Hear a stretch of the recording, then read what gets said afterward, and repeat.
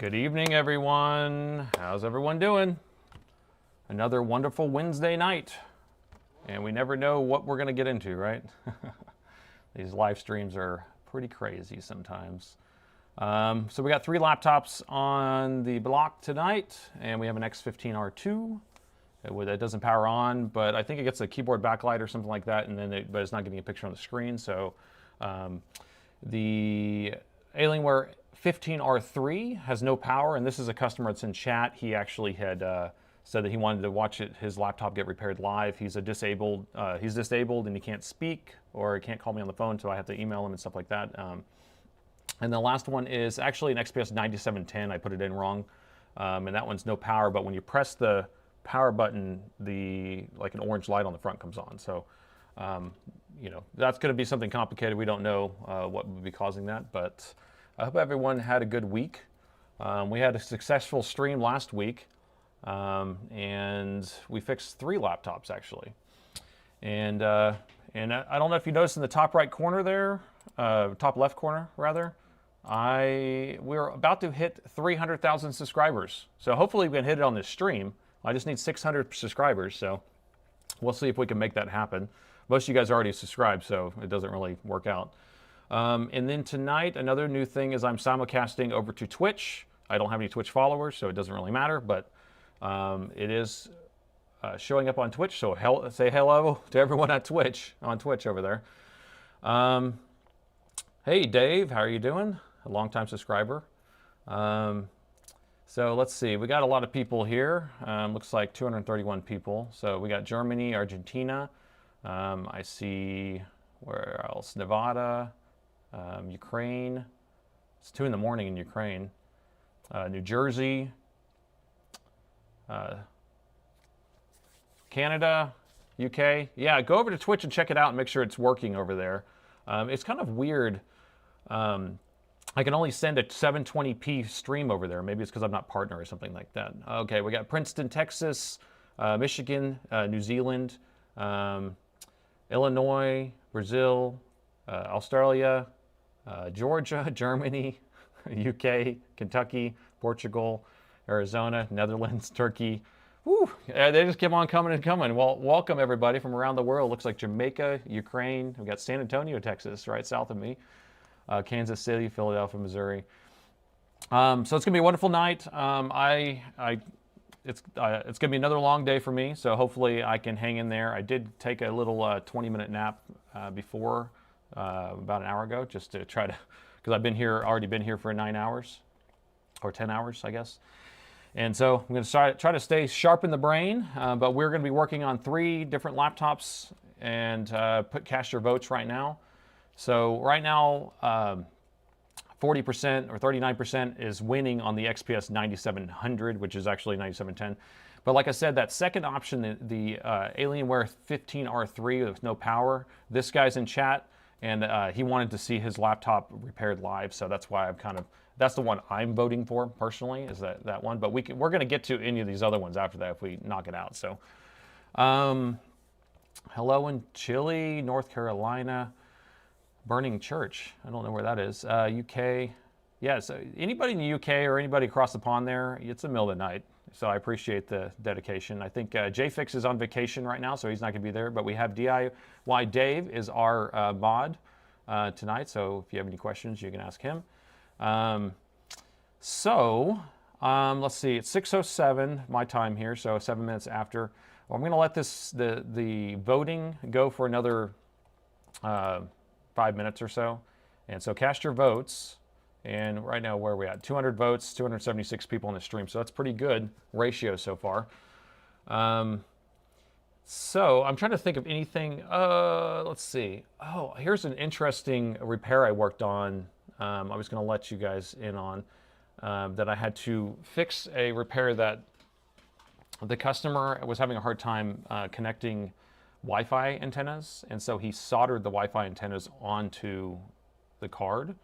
And so I had a couple suggestions on me showing how to connect Wi-Fi antennas, so let's do that.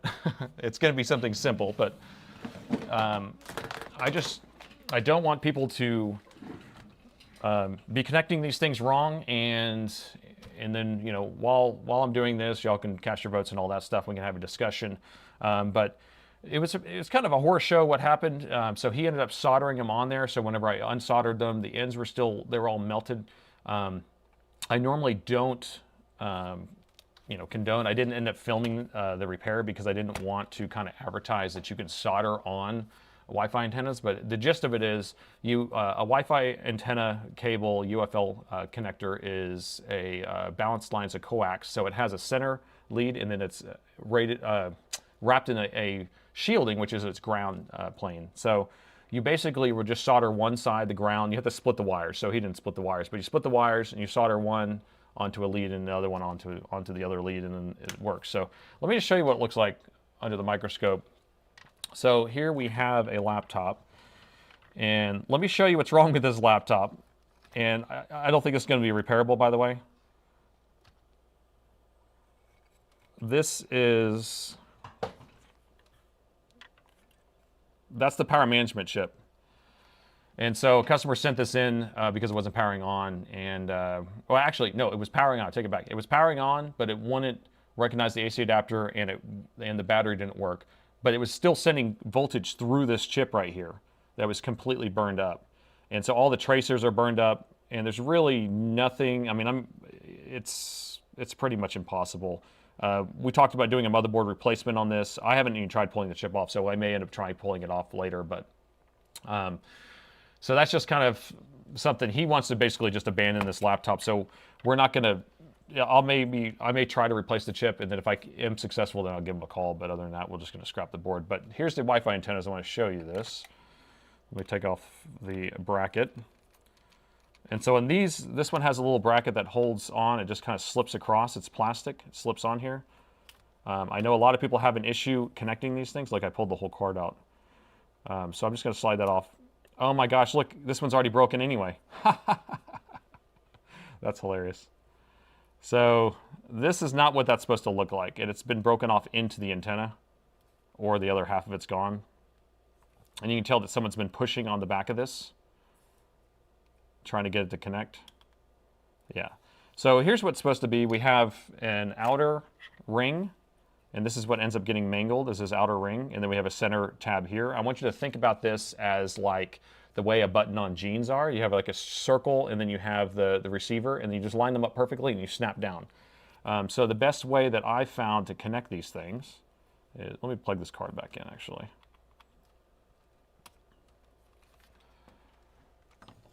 Hey, thank you for the $2 donation. So I'm just going to line this up flat on there, and then I just apply pressure on top. So I just need to line it up just a little bit, and you press down, and it snaps right on. I know a lot of people have issues with doing this, but see how it's snapped on there really tight? I haven't figured out how a way to mangle it, but a lot of people do mangle it, so I don't know. But again, so you just line it up straight, and then I'm just going to press down on top, and I usually use my fingernail to do it. And then it snaps right on. And it feels like the way that a jean snap is. So I know, that was kind of boring, but it killed some time while we were doing the vote here. So I may end up fixing this board, I may not. The customer already kind of abandoned it, so. Let me see if I can read your questions.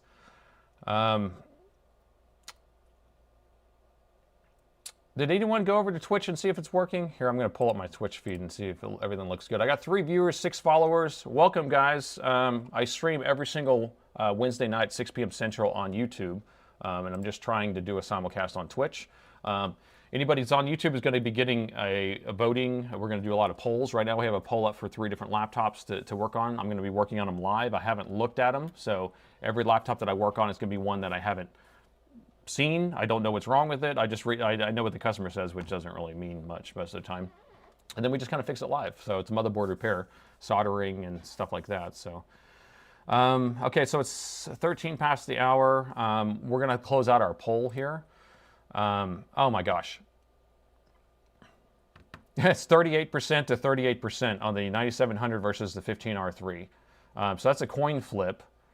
So I think we're going to work on both of them regardless at this point, but, you yeah, the next vote wins, right? I mean, I have a coin here. I keep a coin out now because we keep running into this issue where we don't, it's 50-50, it's close. The thing is that the middle one, the 15R3, is actually one that I wanted to work on for this customer, and he is in the chat. What is his name? Let me see if I can figure it out. Sorry, I'm grabbing his paperwork. So it is James. So James in the chat. James in the chat is, and this is his note, just so if y'all want to read it.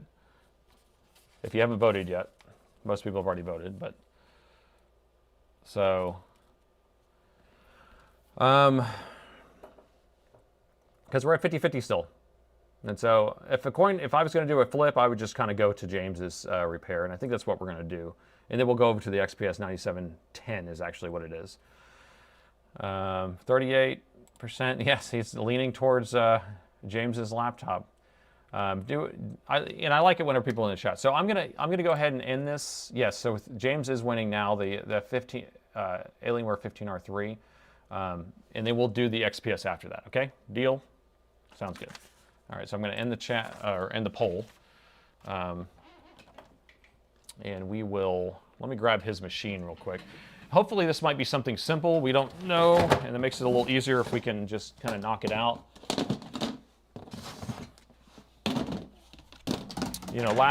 Last week in our 3-hour stream we did 3 repairs successfully, right? So let me update. Let me update our comment or our note with what we're working on.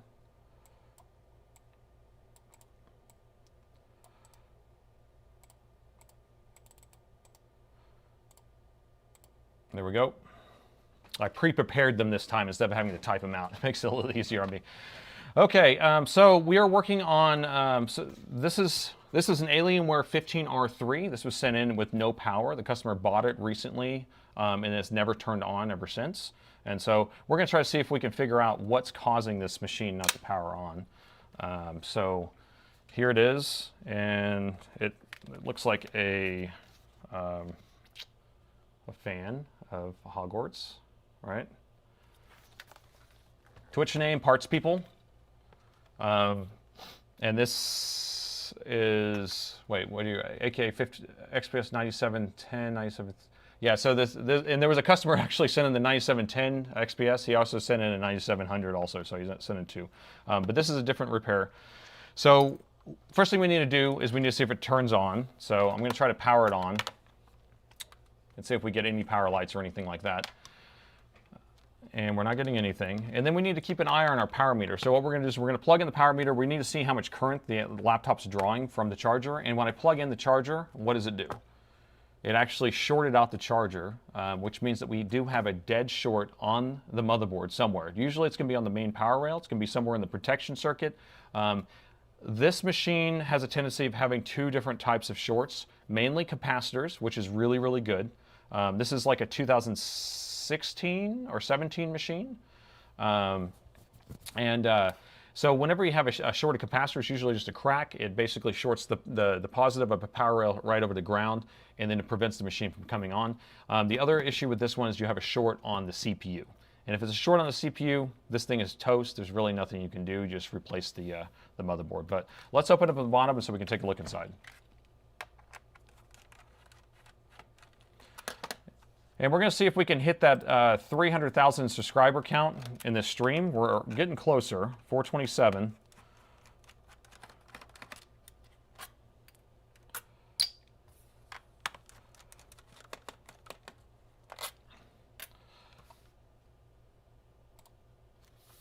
All right. So while I'm getting this unscrewed, y'all can ask some questions. I'll try to do the best I can to read it.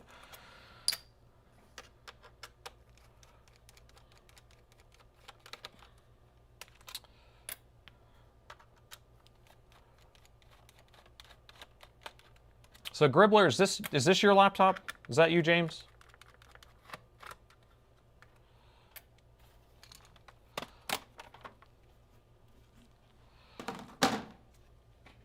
No, okay.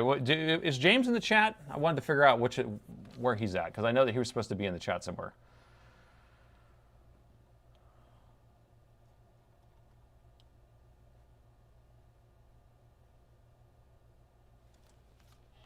So we have the bottom open. This is a beautiful looking laptop. It's very clean. I like the layout of this machine. You have two slots here. One's for an NVMe, one's for just a regular, thank you, Dave. One's for an NVMe, one's for a SATA. We have 2 sticks of DDR4 memory, and then we do have a spot for a 2.5-inch drive. This is going to be a mechanical drive. So he uses that for, oh, and there's actually a spot for another 2230 drive. And then this is the Wi-Fi card. So lots of stuff here, but the problem with this machine is we do have a middle frame, so we're going to have to unscrew all these screws in order to get in here. So I'm going to start unscrewing. Have you done a video on a Snapdragon stream? I did. I had a Snapdragon on the docket, but nobody voted for it. And so I ended up working on it. So I've only worked on one of these Snapdragon machines, and it had a shorted capacitor on a power rail, and I replaced the capacitor, and the machine turned on momentarily, and then another DC to DC component actually burned up, and I don't have them, and I couldn't get them, and because it's kind of a weird chip, and then so I was so I wasn't able to repair the board. The customer wanted it fast. It was actually 2 days outside of warranty, which I thought was kind of crazy. I just told him, go buy a extended warranty and then deal with it. But so he just bought a new board. The boards aren't that expensive. So we got a lot of firsts here. Let me see. I'm going to do a poll real quick and see how many first timers are on here.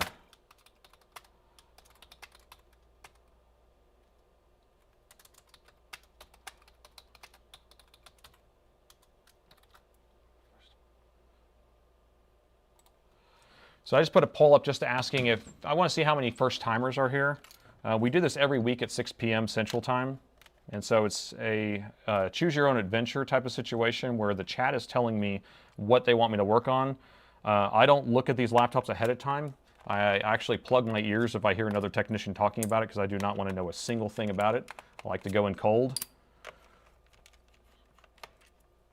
So we usually have pretty good turnout. We are simulcasting on Twitch, so hello Twitch. Hopefully you guys can hear me loud and clear. Where's everyone from? All around the world. So we have people all around the world. So I'm in Austin, Texas. This is actually where Dell was started. I started this company when I was 21, about 23 years ago, so more than half my life ago, and specializing only in Dell laptops. Hey Ted, thanks for the donation. Aaron, thanks for the donation.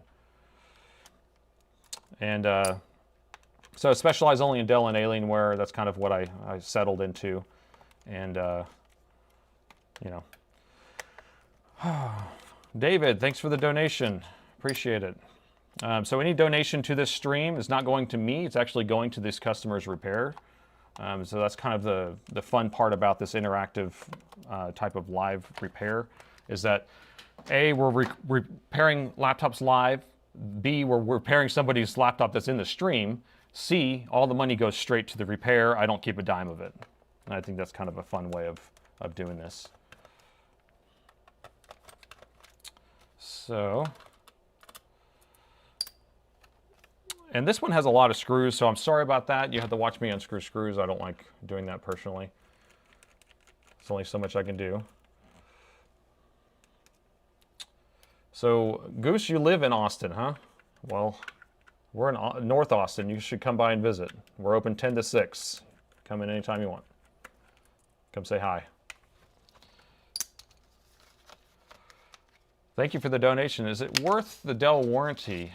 Yes, it is. When the motherboard is third-party repair center. I mean, I think it's worth the warranty just because, well, I don't know. It depends. I don't know how much the warranties are actually. But I can say that Dell has a good warranty, from what I've heard, that they'll cover pretty much anything. I mean, if you tripped over your cord and ripped your jack, I don't think they're doing that, or a spill on it, right? So accidental warranty is not what you're getting.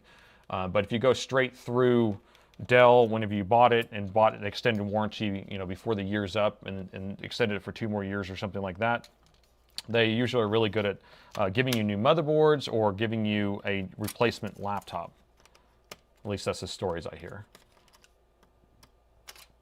And so I've had machines come in here and then I notice that it's in warranty and I just give them back to the customer and I don't hear back from them because Dell took care of it.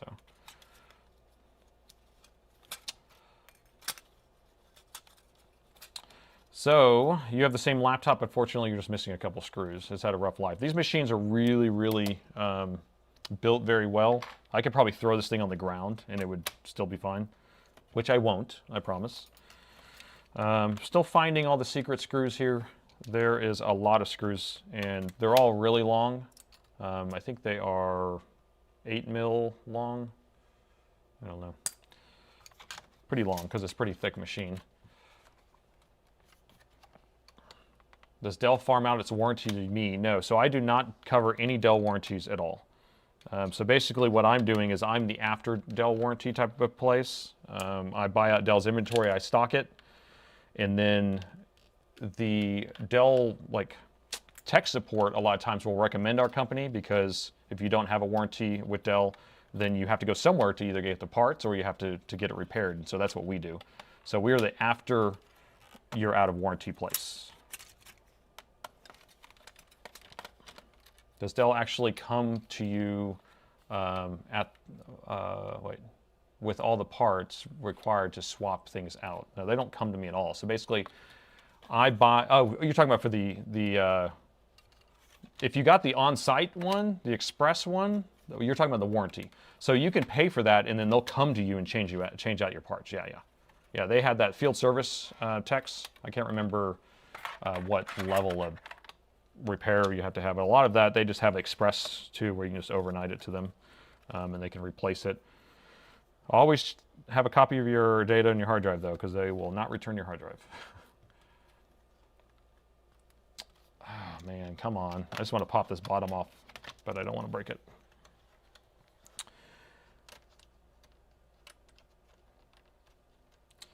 There's a massive shroud on your laptop, made it look like it was bulletproof.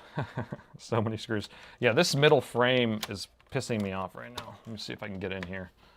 It's just this, it snaps and it screws in, and so I have to get it in the right spots.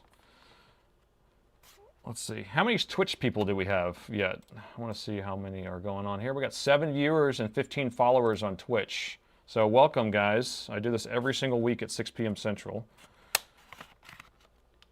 And I wonder how many of you guys on Twitch right now are ones that already watch me on YouTube. Am I missing a screw or something?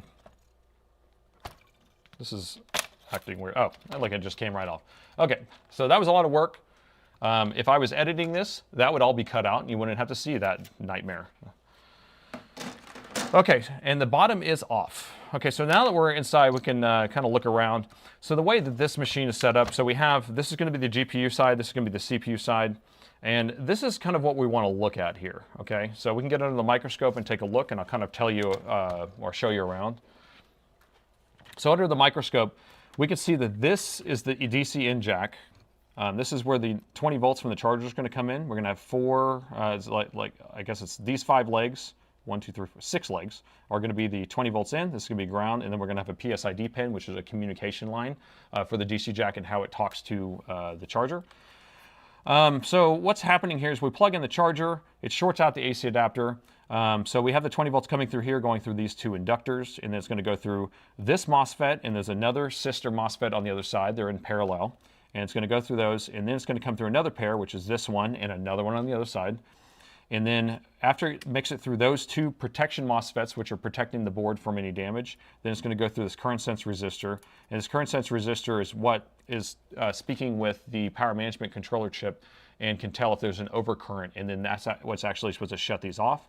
Now, if we have a short on the main power rail and shorting out the AC adapter, it means that one of these are shorted, because it should actually shut these off to prevent that from happening. But what's going on is that the voltage is getting through. So I can tell you right now, let's see, is my meter working? Nope. Let me make sure my meter is up and running. Where's it at? Disconnect, reconnect.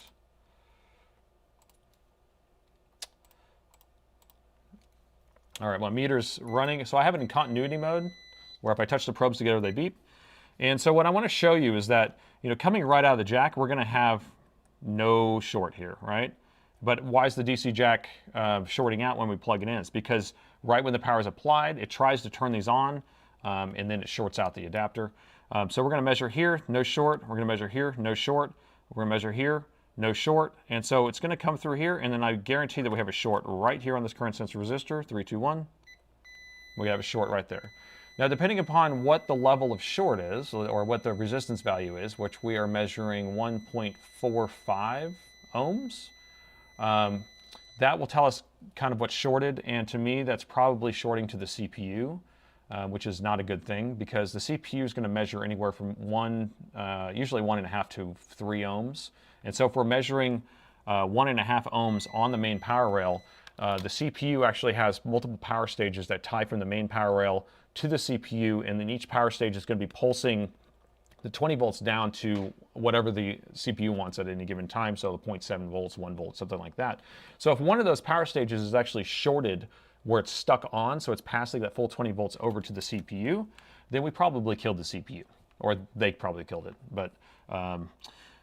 But the reason why I'm thinking that it's passing through is because I bet that this guy right here is shorted. So if I test across here, we have a short across there. This should actually be shut off, preventing voltage from passing.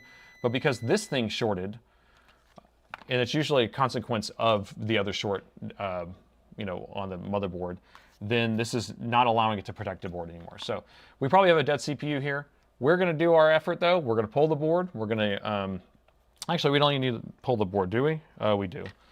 I was going to say we don't have to pull it because we have the CPU axis on this side. We could just pull the heatsink.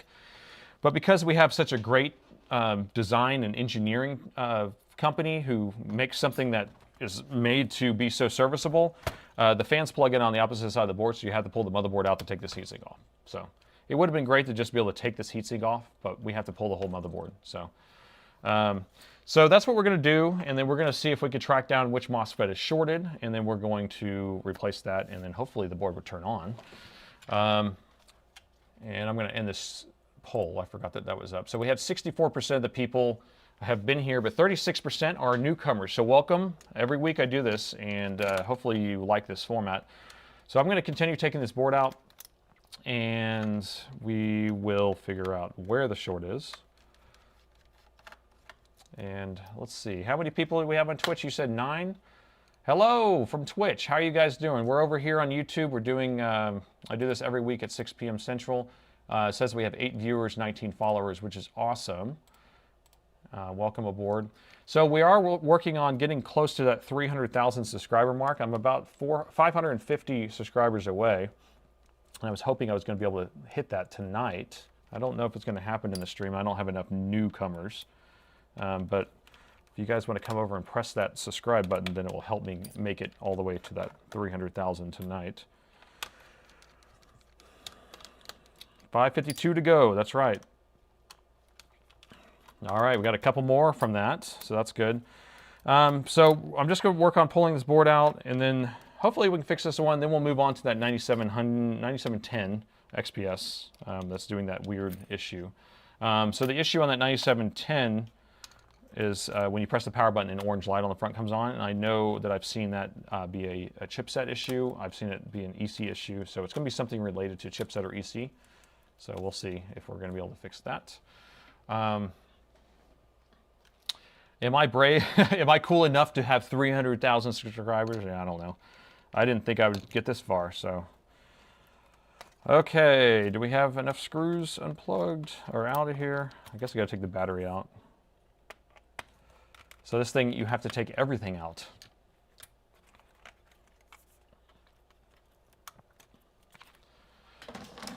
All right.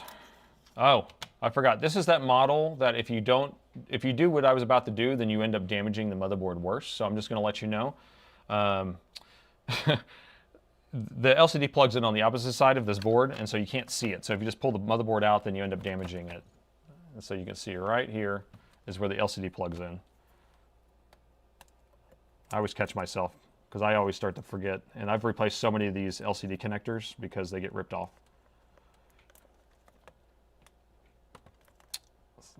Ooh, it doesn't want to come unplugged though. Oh man, almost. Okay, got it unplugged. Now this power button ribbon cable always gets janky if you unplug it wrong, so I gotta lift this up just right. And that's what handles the power button. And then this is the Tron lights, which is the Alienware head and little blue lights on the back of the screen. We're gonna unplug that. All right, so now we got that all unplugged. Now we can continue.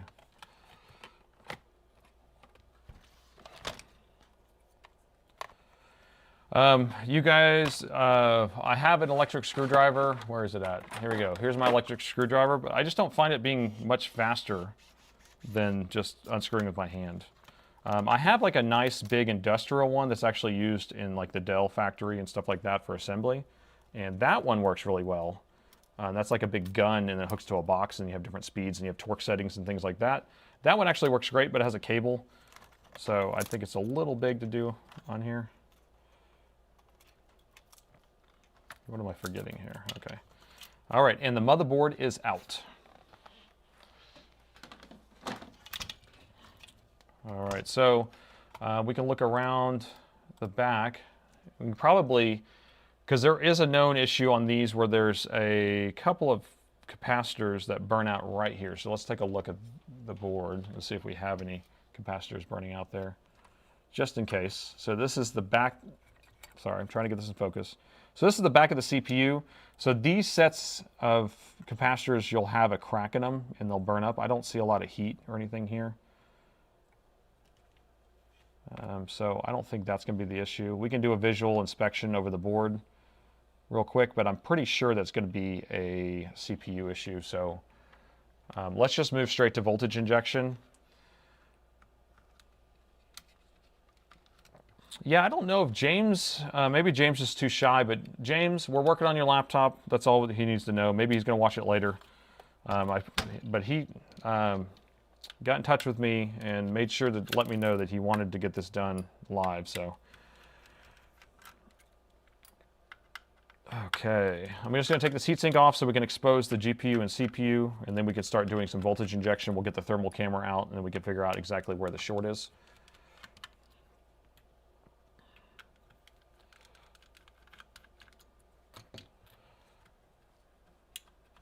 Okay, and when you take these heat sinks off, you want to rock them back and forth. You don't want to just lift them straight up because you can end up bending the heat pipes. And a lot of times people don't know that if you bend a heat pipe, then it doesn't work anymore.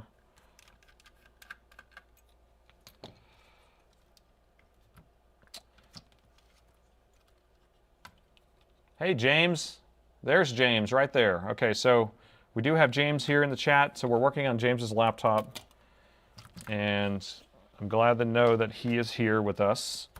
I'm just going to unhook all of this stuff so then when we do our voltage injection, we don't worry about anything. So this is going to be the CPU. This is going to be the GPU. And when we're doing our voltage injection, we're going to be injecting a low voltage but a higher current into the board right there where we're measuring a short. And we measured it on the main power rail, which is on the current sense resistor. So we will set up our short killer, which is this device. Let me see if I can get the camera in the right view for you, which is this device right here.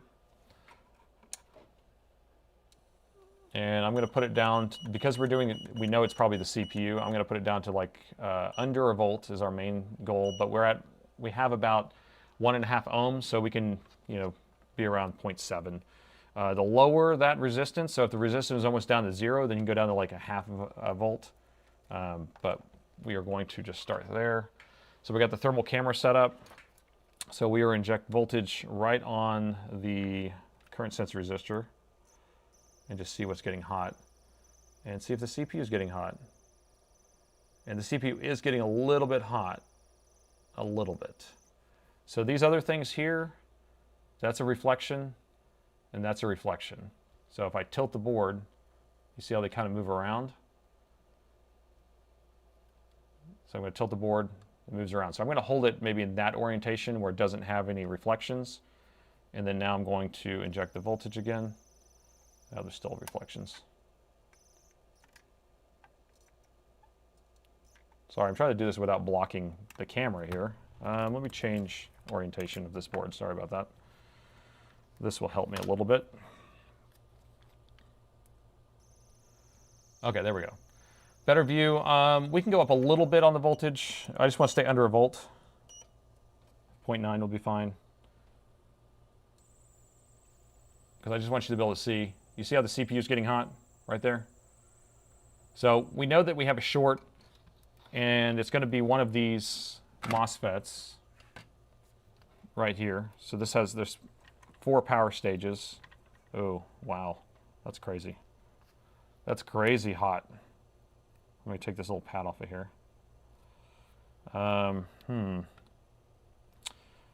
So 1, 2, 3, 4, 5 power stages, and let me see which ones are tied together. So the outputs of each one of these, those are tied together, that's tied together.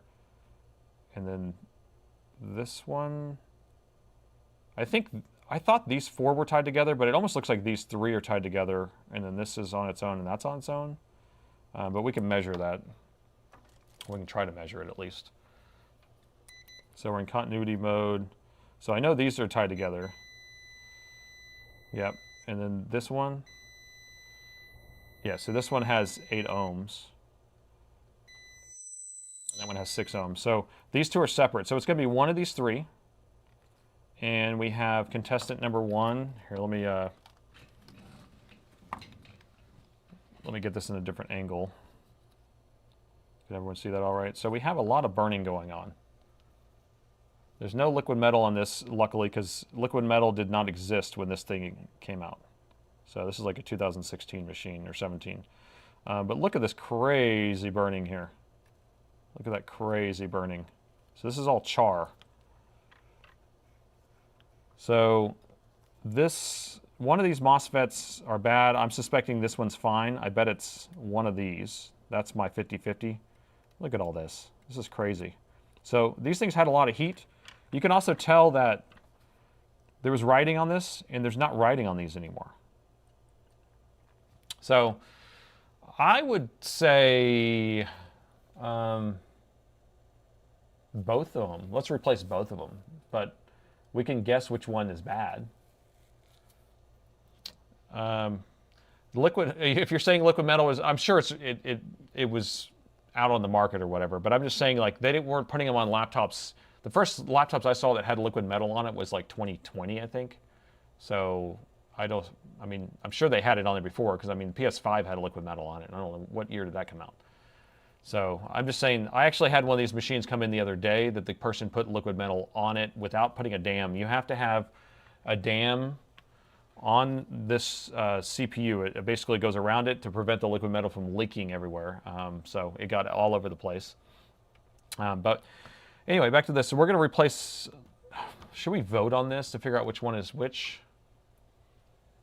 Yeah. Yeah, these aren't the monolithic drivers. These are going to be the DR MOSFETs. But which one is bad, do you think? Which one do you think is bad? So do you think PU502 is bad? Does PU502? What is that on the top? It's just a chunk of something. Or do you think PU503 is bad? I will put a poll up there for you.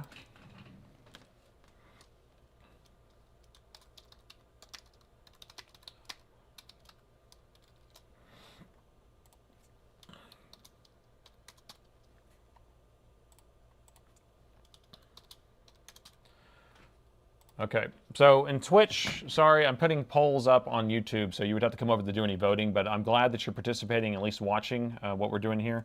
So again, this is 503, and this is 502. We can look at them further back. So they both, I think they're both bad, but I don't know. I mean, it's a 50-50, yeah. I'm thinking this one because it looks a little janky. We can try cleaning it off with some alcohol.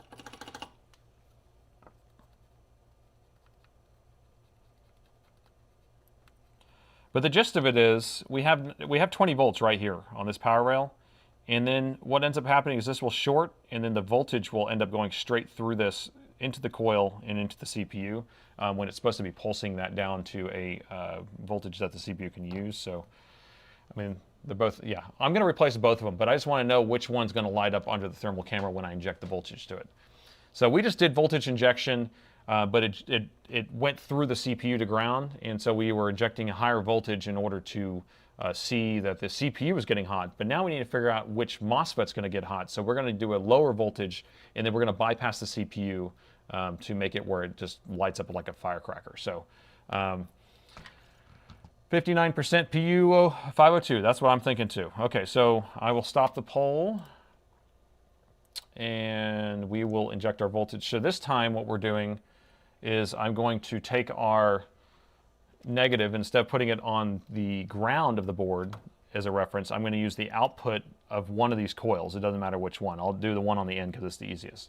And so I'll use that as put the negative on that. And so therefore, when the voltage wants to come from the main power rail, it's going to go through one of those MOSFETs and then jump straight to this negative and send right back. So we'll have to lower the current down because we know that we're going to have a lower resistance on there. So right now, we'll lower the voltage, which will lower the current. So we'll go down to like 0.4.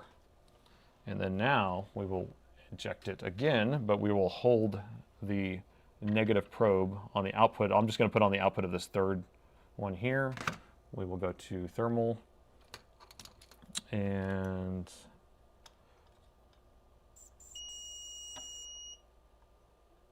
let's see. So that is 502 maybe? So is it this one? Does that seem right? Here, I'm going to try again.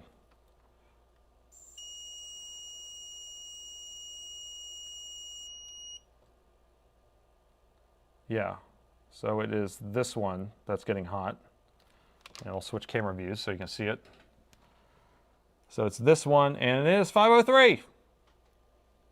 The one I didn't pick. 50-50, you know. We're going to replace them both anyway. But so this is the one that's getting hot. And so if we take this off of here, then the short should be gone. But we're going to take both of them off anyway. Or should we take one off and then see if the short's gone, then we'll take the other one off? That might be better. Yeah. More entertaining. Oh no, I lost my quarter. Oh, darn it. I can't flip a coin anymore. So let's get our air set up here so I don't have to breathe the fumes. I do have new chips, so that's not going to be an issue. We're going to add a little bit of flux to the chip because it's probably welded to the board. And I'm going to put flux here, but I'm not going to take this one off yet. And let's go.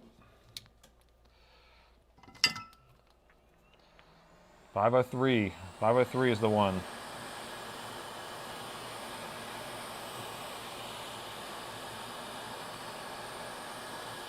So I'm going to preheat the board. This is a really thick board. I'm at 450 degrees C, and we're at 60% air pressure on my hot air station.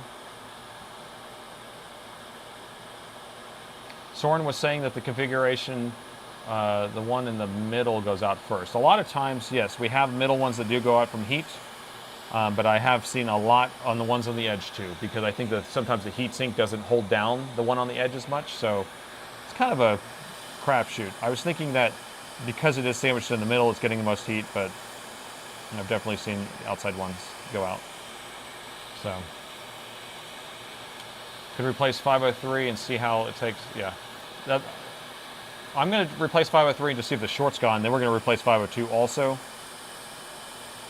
This thing doesn't even want to melt though. I mean, again, this is a really thick board, but it's just crazy.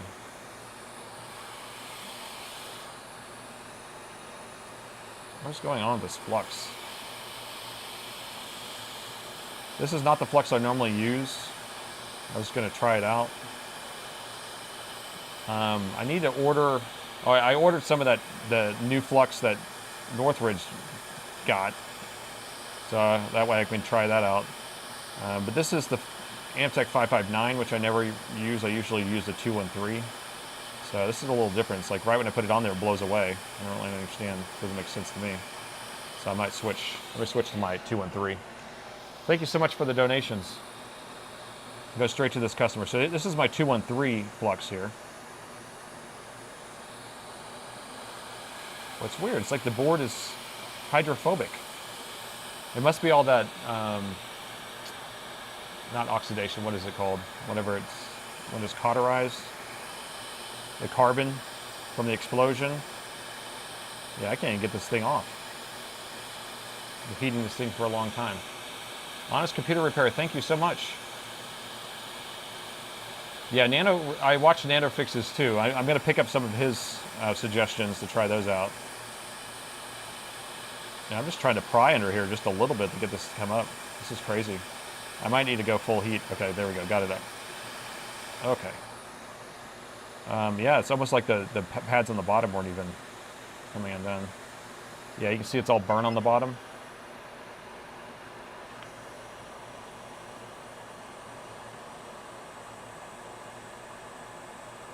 Yeah, you can see that the whole bottom had burns. So, okay, got that guy out of there. Let's see if the short's gone now.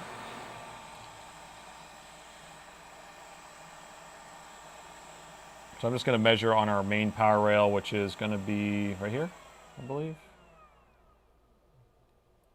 What's going on? Continuity mode. This should be the main power rail. And then the output here. The output's still shorted. Huh. But it is hot, and so what ends up happening is these MOSFETs will be stuck on, so let me let it cool off a little bit and see if that helps. I'll blow some air on it. Yeah, 503 had a lot of burn. How do you turn these things on? Okay. I'm just going to blow some air on it just to cool it off. Yeah, 503, I thought the top of it looked burnt worse, but then 502 had a lot of burn too, so I don't know. Okay, let's see if that changed the reading on here. Let's try it again. So this is actually, I don't know what I'm thinking though. If I measure here, I'm measuring the CPUs. I'm not measuring the main power rail. That's, my brain's out of it. So if I measure there, I got 5 ohms, which is still high. What is that? That's not the main power rail. Here, let me just do it on the current sense resistor. I don't know what's going on there. Yeah, I'll check the solder in a second. There's the main current sense resistor. Okay, the short is gone on the main power rail. Okay, so that's what I was trying to confirm. Okay, let me go back and we'll look at the solder. Yeah, because you might have a point that the solder looks a little janky. So these pads, these are all tied together. Those are all tied together. These are independent. Well, those are all tied together, and then some of these are independent, but they're all independent. So that all looks fine. We are going to replace the other one too. The odds that the CPU survived is pretty low. I've seen it a lot of times. What will happen is this thing will power on, and then you get a 2-1 error, which basically means dead CPU. So. But let's clean up this area. Here, I'm going to keep using this other 559 flux, which you can see the color difference. And then I need to just suffer through it and see if it's any good. I got to heat up my soldering iron. I forgot to do that. Flux helps solder go everywhere. It's supposed to. That's right. It's interesting. So whenever you have solder and you're trying to touch it with a soldering iron, you'll see that it's not doing what you want it to do. And if you just add a little flux, it kind of pops into shape. So I'm just going to do this, scrape this away. I'm going to try to clean this off as much as possible and get some fresh solder on here. Actually, let me just take off the other one first, because I don't know why I'm doing that first. I'm going to have to do it on both. So let's start removing this. All right, how are we doing on our goal for 300,000 subscribers? 472. So I only got a few more. How are we doing on Twitch? Got 12 viewers on Twitch, 26 followers. Welcome, guys. I do a live stream on YouTube every Wednesday night at 6 p.m. Central. We do a live repair or multiple live repairs. Choose your own adventure. I never know what I'm working on. So, and this is, I just started the Twitch channel today, so we're doing a simulcast. But most of the interaction is going to be done on YouTube. That's where I have all the polls and stuff like that set up. So you can definitely come and join there.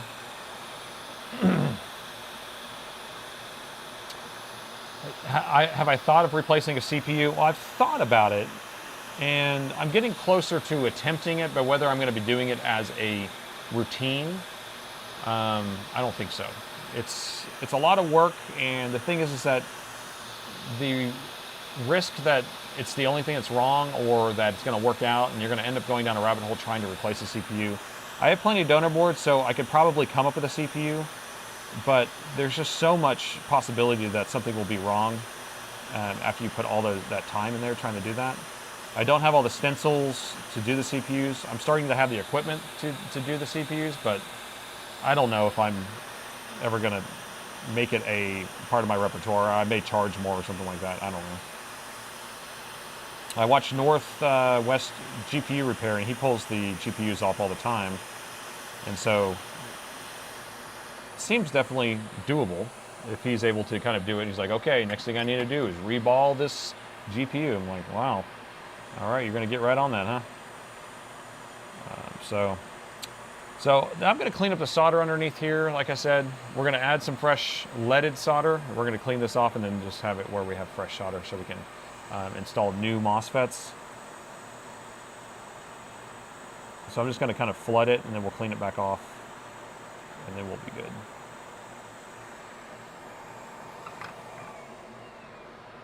What about chipset? So I still haven't done a chipset, but I have fixed a couple machines, especially recently. I did one 2 days ago where we had inconsistent startups. So the machine would not start up consistently, and if you held the board in a certain way, it would be able to turn on, and it ended up being like some sort of cracked solder joint underneath the chipset. And so I was able to put it on my reflow oven and then reflow the chipset, and that fixed the issue. So I haven't replaced the chipset, but I have reflowed the chipset, and that worked out fine. But chipset probably be my next thing because it is small enough. I've done VRAM before. That's not hard. It's about having the stencils too. You know, it's like I don't have all the stencils for every single chipset or every single GPU or CPU, and so you have to kind of have all those to be able to reball it. And I normally would not pull off all this solder after I put it on here, but this solder feels a little weird to me, a little hard or something. So I'm just going to try to get it as fresh as possible. God, this board is so thick. It's sinking up all the heat from my soldering iron. Okay, that's good enough.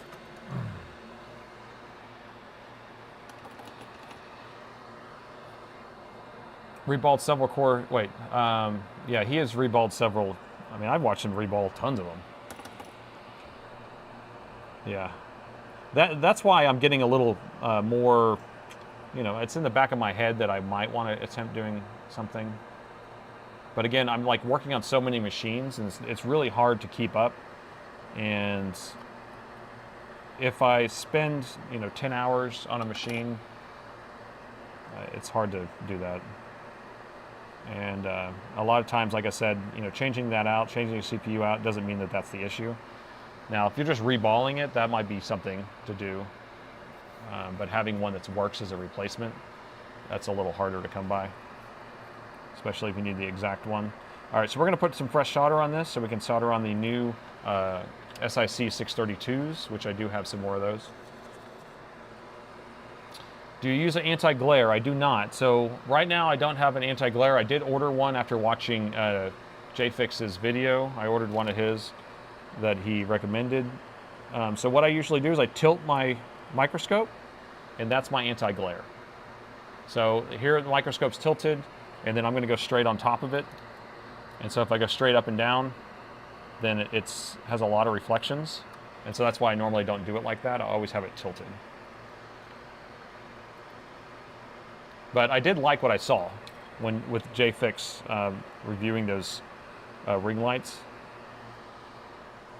So I ordered one of them just to try it out. Yeah, Northwest Repair makes reballing so easy. Well, if you also think about it, and I like the way he does it, where all his mistakes, or not all of them, but a lot of times he'll put his mistakes in there. He's like, he reballed it, he put it back together, and oop, it did not work, and then he has to do it again, you know, because that's the point. So it's most of the time, it's not just like it works. Everything works every single time. It gives you a false sense of, you know, how easy things are. So there's been plenty of times that I have to kind of do things over and over again in order to get it to work. And so I will try to include as much as I can in my videos, but I don't want to make it super boring either.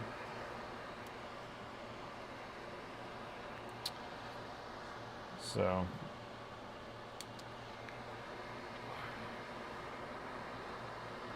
how good is a Latitude E6440 in 2025? Let's see, E6440, that is a 2014. Oh, what am I doing here? Darn it, spacing out. I don't know why I started taking that off. An E6440 is a 2014 laptop. As long as you can get Windows 11 put on there because you use the back door, that's fine. And I actually think that they're perfectly adequate laptops. I mean, you can put a SATA, a solid state drive in it, and it's fine.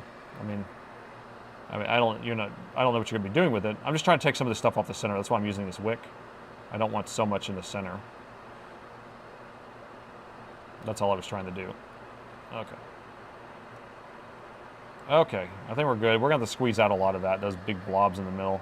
That's driving me crazy. Darn it, I see a couple pads that need a little more solder. I'm having issues trying to get the right amount of solder on here. My videos are never boring. Well, thank you. I mean, you know, it's funny because I don't want to be boring, but sometimes I'm doing the same video over and over again, so I don't know what constitutes boring. But what I think is fun about them is that everything's a unknown. So I always tell people when I'm talking or speaking to people about my or doing these YouTube videos in general, that, you know, I don't know. It's not like I'm writing a script or something, right? I'm not writing a script to make a video. I am, you know, it's kind of the adventure is unfolding, and I'm doing it with you, right? One-on-one. You know, it's we're doing it together. We're figuring it out together. So I think that that's a good connection thing too. SIC 632s. All right, so I have some right here. And here's two of them. So we will use those.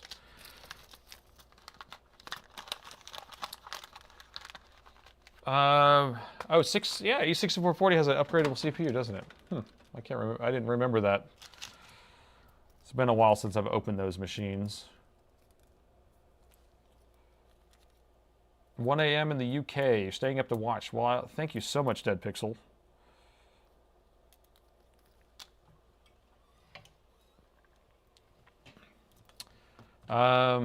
You even like my boring BIOS programming. Well, it's funny because like before I knew how to do BIOS programming, it's kind of starved for content. You can't find a lot of BIOS programming videos. So I think it is useful that I'm doing them over and over again because then you can kind of see all the different variants. So it's probably good that I'm doing a lot of them. I actually have more down the pipeline. I try to sprinkle them in. So there's another one coming up. Oh, you know, my next video is going to come out Friday, I think. Liquid metal everywhere. Liquid metal everywhere. That's a good one. And I have another one that's liquid metal everywhere, actually. So I have two of them coming up that are both liquid metal catastrophes, but one of them is factory and one of them is user created. So lots of liquid metal. I hate the liquid metal. So the orientation that we're going to be putting these in is we have the dot on this corner right here, and then this marking right here is what's showing us where pin 1 is, pin 1. But what I want to do is I want to pre-tin this before I put it on here, so I'm just going to put some solder on all these pads before we put it on there, so that way it doesn't suck up all the solder off of there. Liquid metal catastrophe.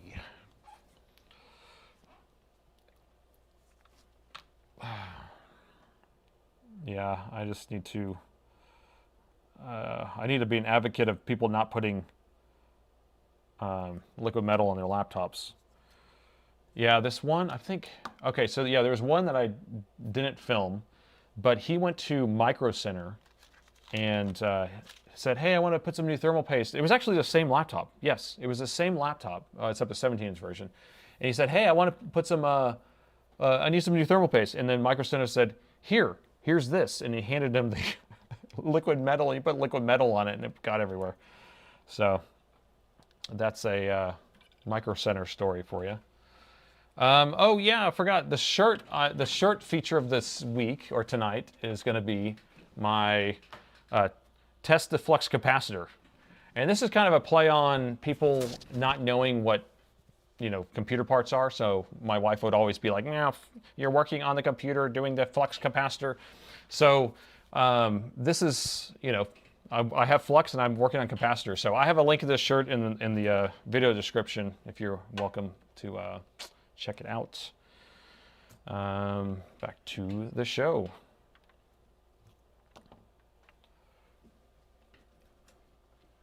We're chugging along here. Sorry, it's taking a little bit longer because I have to try to get all this stuff on here.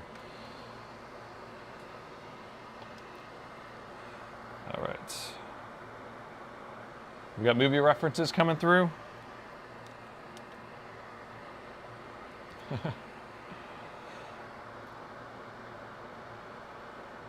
All right, so I'm just going to tap these. I'm just going to try to get them on the edge pins are the main ones I'm concerned with.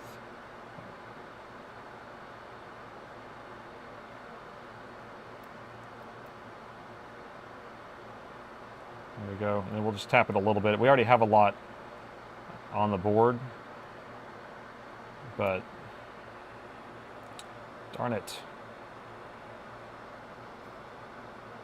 I'm not left-handed, I'm holding these tweezers left-handed. So it's a little bit harder for me.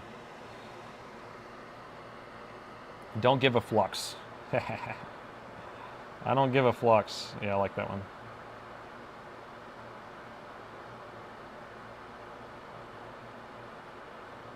Don't give a flux. I do like that. Okay, so those are ready. Let's get these installed. We'll reassemble the machine and see if it turns on. So orientation is going to be that way on that one. And 632 goes this way. All right. So we'll do one at a time. I'm definitely overfluxed. Overworked. So I'm going to heat the board up first. This solder should get liquefied. You'll see it get shiny whenever it is liquefied. Now it should heat up a little quicker than before. The board is really thick, but we're using 183 degrees C leaded solder, which will flow a lot easier. So, do you have any tips on using paste flux instead of liquid flux? Well, I gotta say, whenever I use paste, I usually use it when I'm reballing a chip, and I have used it on occasion to try to put a connector on the board. It is kind of messy. If it's too runny, it will kind of run away and get everywhere. And I've gotten it on the board in a way that I don't like it to be on the board. So I don't know. I generally don't use it like that. So I don't have that much advice for you. I don't want to leave the heat on this without it touching the board, or it can burn up the chip itself. So I was waiting for the solder underneath to be hot. All right, now we can push this down. I'm going to try to seat it down enough, and it'll squeeze out some of that solder. There we go. I'm going to let it dry. It's dry, and I'll suck that up. Okay, and then let's install the other one.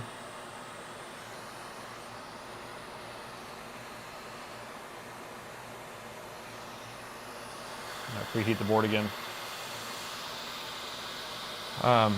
You found the channel a few days ago.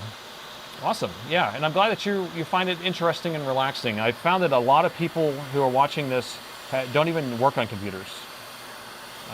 So my goal is to kind of make it where it's entertaining for anybody to watch, and I'm not using a bunch of big words and speaking over people's heads or trying to use terminology that makes me sound smart, because I'm not that concerned with trying to sound smart.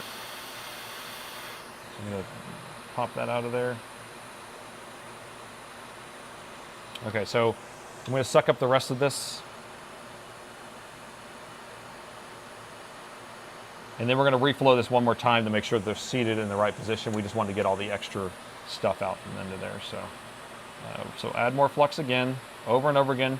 Now apparently, based on Northridge Fix's video with his new flux, his NF flux, I will not need to add new flux ever again. I just put it on once and it'll be there the rest of the time. So we will see about that.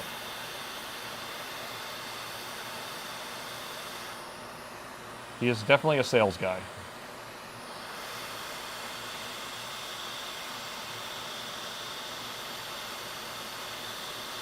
Heating this up, squeezing it down, and we can see that all these pins have different,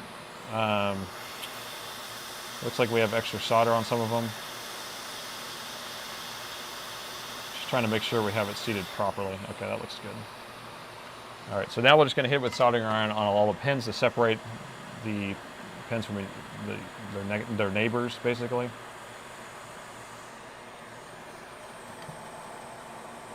Up to 10 on Twitch. All right. Man, Twitch is coming along. Coming in fast. Welcome, Twitch viewers. If you don't know what I'm doing board repair. Hopefully the stream tells you that. I have a note on the screen there. So we're doing motherboard repair. This machine had a shorted AC adapter when you plug it in. It's shorting through the CPU through the DR MOSFETs that power the CPU. Which will be the power stages. And hopefully the CPU survived. All right, almost got them all good. So these over here are all tied together. Those are tied together.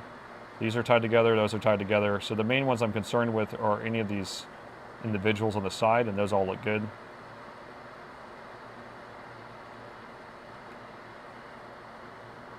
So I'm happy with that. So now it's time to clean. Clean up after yourselves, children. My counter. What's going on with my counter? There we go. All right.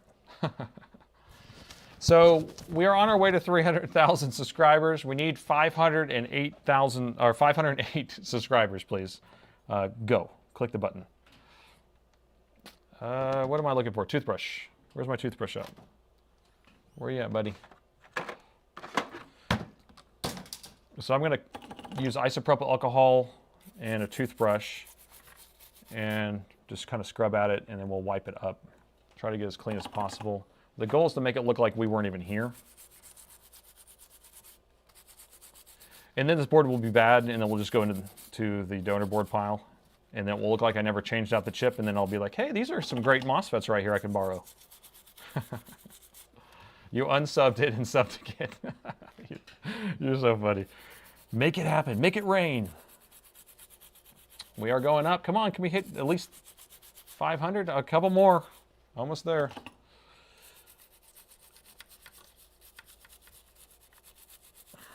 Tell you what. I'll fix another laptop after this one, which I always do, by the way.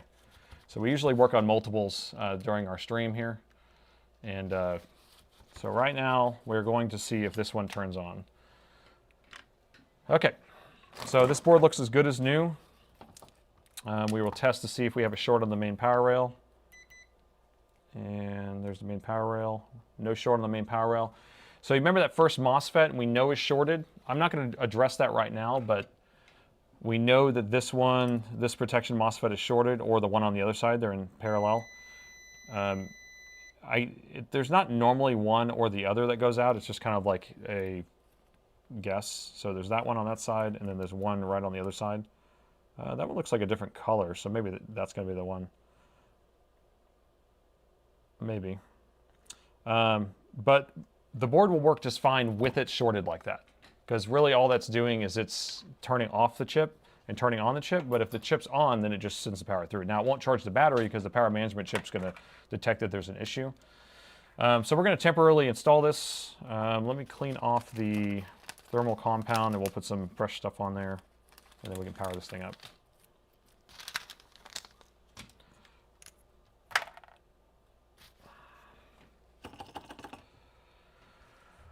Did you try activating the shorted MOSFET? Yeah, I should try that, I guess. But I know for a fact on these, I've worked on so many of these that I know that that's shorted. So like activating it and unactivating to try to like reset it doesn't seem to be the ticket on these. Every time I work on this, I've probably worked on, I don't know, 50 of these at least, or 100, I don't know. A lot of these boards that have this same, issue. So activating is not going to change anything. But good suggestion. I like where you're at. So what I do to take off old thermal paste is I use one of these scribes or splooges or whatever, and I have the flat tip, and I just kind of scrape it into a pile. And then I'll wipe it off with isopropyl after that. But this stuff's almost on there like clay, so it gets kind of hard.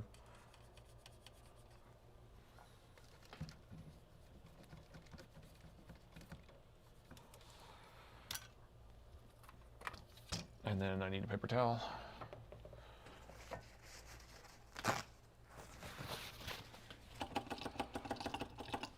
Vote for a dead CPU. Yes, let's do that.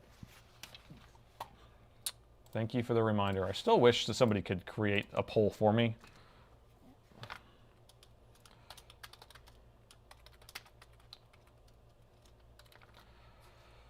All right, so I just put a poll up on YouTube. So if you're on Twitch, you can come over to our YouTube stream to check it out or do a vote. So basically, we kind of do a choose your own adventure here, but this is going to be a poll to figure out if you think the CPU is dead or not. So this thing had a short straight through one of the MOSFETs that power the GPU from the 20-volt power rail going straight through the CPU. There is a high likelihood that the CPU is bad. I've seen a few of them survive, but I'm saying that most likely it's dead. But we don't know. We hope it's going to be good because the customer's in the chat, and we want him to have his laptop back. So we will put a dot of heatsink compound right here, and we'll put a little X of heatsink compound there. Or more like a kind of a division sign. I do a line with two dots on either side. All right, and then this goes on like so. Make sure that our fan connectors go on the other side of the board.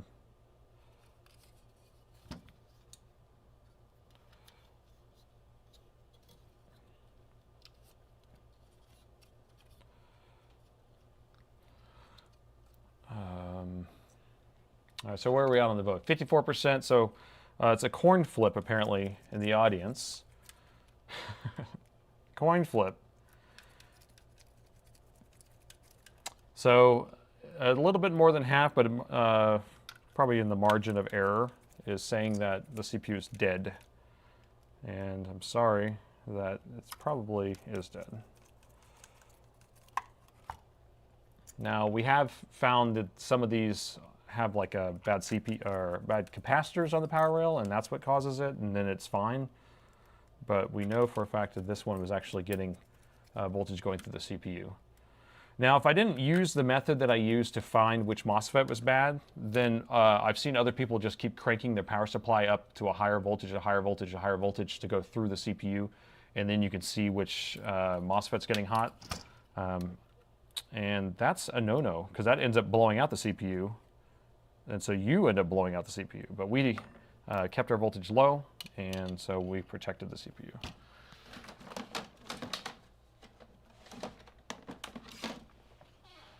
Okay, all right, 55%, 54%. How many people we got on Twitch now? Twitch, 13 viewers, 32 followers. Welcome to Twitch. Welcome aboard, guys. We're on a YouTube stream, but we're doing this every week. So every Wednesday at 6 p.m., we are repairing motherboards live. And we never know what we're going to get into. So we're about to figure out if this machine is going to turn on after this MOSFET was shorted out. I'm only going to plug in the basic things and kind of put a screw or two in it just to keep it from falling apart.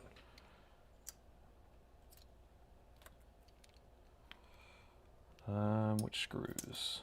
These screws. There we go. Yes. If the CPU... You want the CPU to make your day. It says, CPU, please, make my day. Make my day, CPU. I hope the CPU works, yes.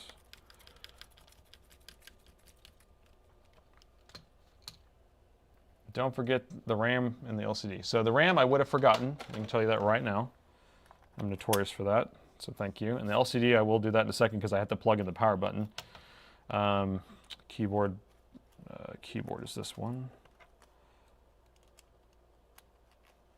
Okay, I'm just doing the keyboard. I'm not going to do the touchpad. And this speaker is going to make me so mad. I've dealt with this tons of times too. The speaker on this thing, every time you flip it over, it just falls out because it's supposed to, there's nothing holding it on, just kind of rubber is in there. So I always tape it in place so I don't lose my mind. And this tape does not want to come undone. Use some of this tape. The night of the living CPU. Yes, you are right. So we got our movie references coming in. So I'm just going to put a piece of tape right here so I don't get mad at it. Okay. So we'll flip this over. We're going to plug in our LCD screen, which is a pain also. I'll flip it over.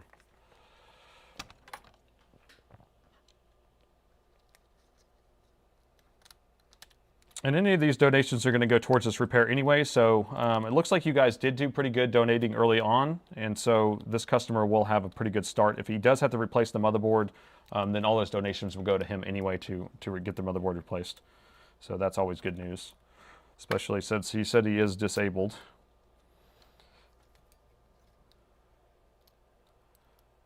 I've got to plug in the power button. I got the LCD plugged in. I'm going to plug in the power button ribbon. Okay, power button's plugged in. Okay, moment of truth. Let me reset my charger real quick.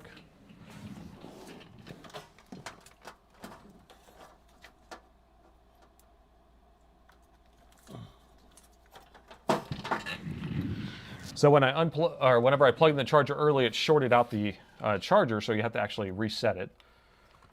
So we have our power meter on our screen. So this is showing our 20 volts from our charger. And then it will show us how much current the laptop's going to be pulling when we plug it in.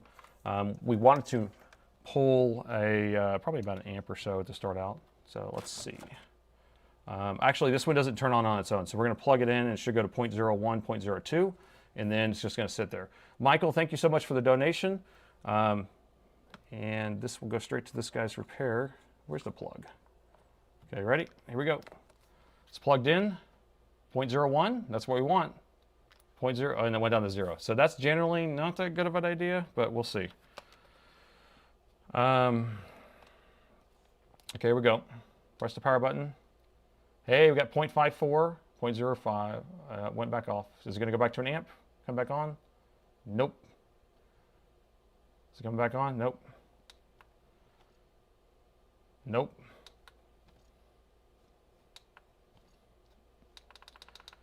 Nothing. Taylor, thanks for the donation. Douglas, thank you so much for the donation. Oh, it came back on for a second and then shut back off. Huh. So I don't know if it's stuck in a little loop trying to come on and off.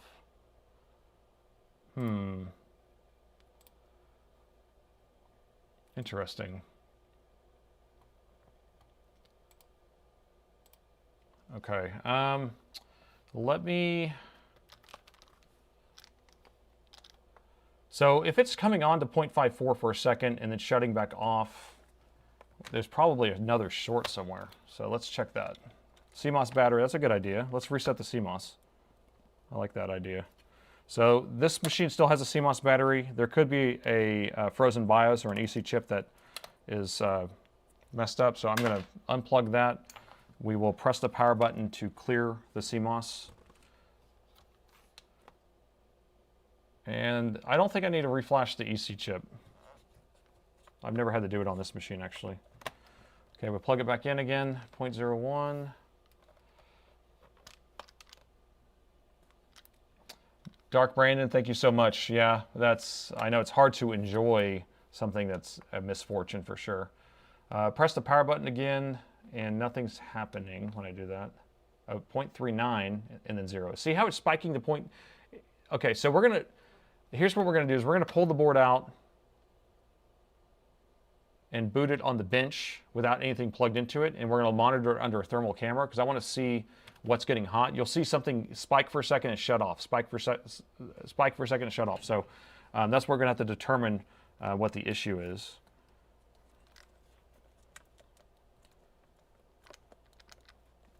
Oh, man. Let me get this unplugged again.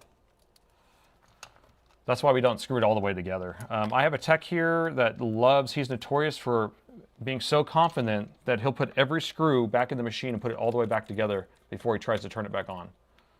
I was like, dude, bro, you're wasting my time. Because they'll have to take it apart multiple times. So I'm going to boot this on the bench, and that way we can actually monitor all the power rails. And that will make it a little bit easier for me.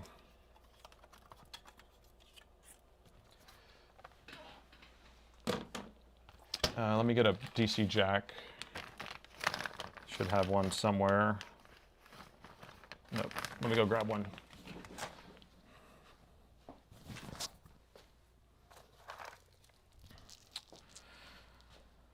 All right, so here's a DC jack. I want to show you something that's really crazy about this design. And if you didn't know it, now you're going to know. So I'm going to teach you something. Oh, this one's actually different, so never mind, I take it back. There is a design that uses this DC jack, which I was about to use on it. And it goes this way. And this foil tape is actually conductive, but it actually goes underneath a piece of film here. So this is the R3, so the R4 uses this one. And so this is conductive and it arcs against the board. So this is the jack I need, and I don't have this jack. So we will actually take it off of here and use it.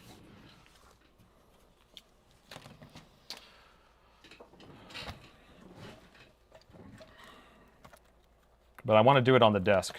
It's a lot easier to monitor under a thermal camera that way.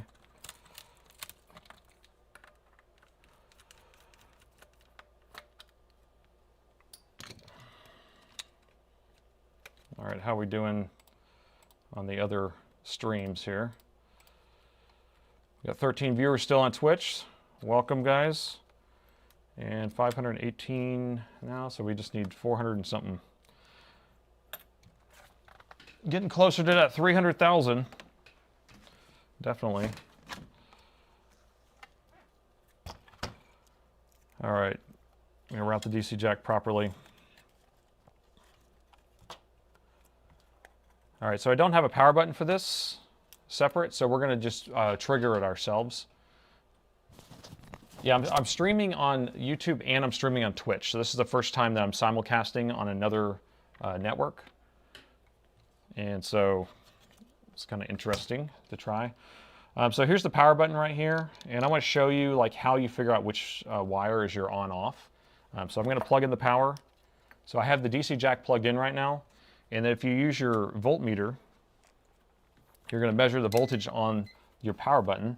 And you're going to find the one that has the lowest 3.3 volts. So it'd be like 3.2 or 3.0. So if I start from the edge here, we have 0. The next one, we have 5 volts, so that's not going to be it. We have 5 volts there. We've got 3.269, right? And then we got ground, and then we measure on the other side.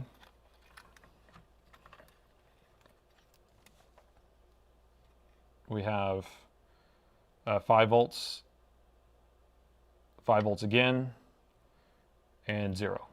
Okay, so you're looking for the one that's not 3.3. So sometimes you'll have multiple 3.3s, and then you'll have one that's like 3.2 or 3.1. So that's going to be your on-off. Especially, this is on Dells. I don't know exactly how it is on other machines, but I can tell you right now that that is the power button.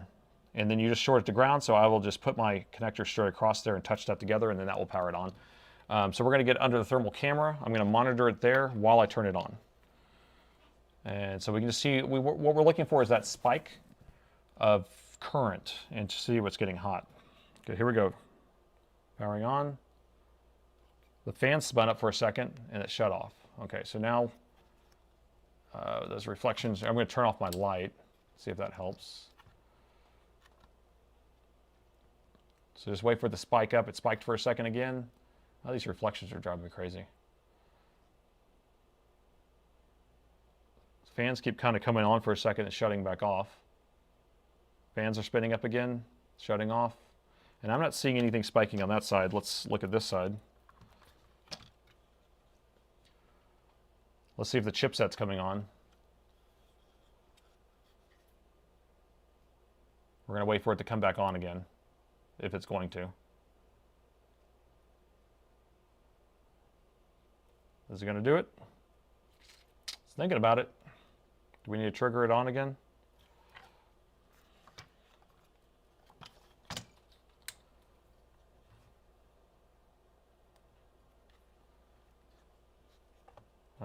Do I need to reset it?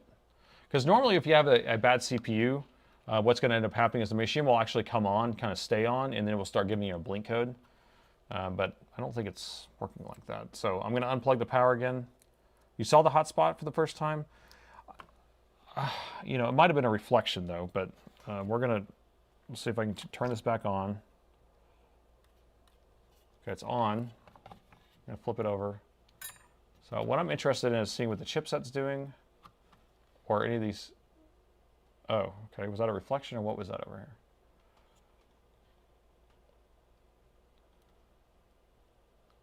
Okay, wait for it to come back on one more time. I'm not touching the board.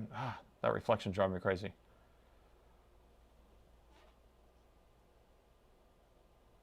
Came on again. Let me pull the heatsink, because it's probably underneath the heatsink. And it could be a bad solder job or something. What do you think? could be something else. This laptop's worth $200 tops. I don't know, is it? 15R3.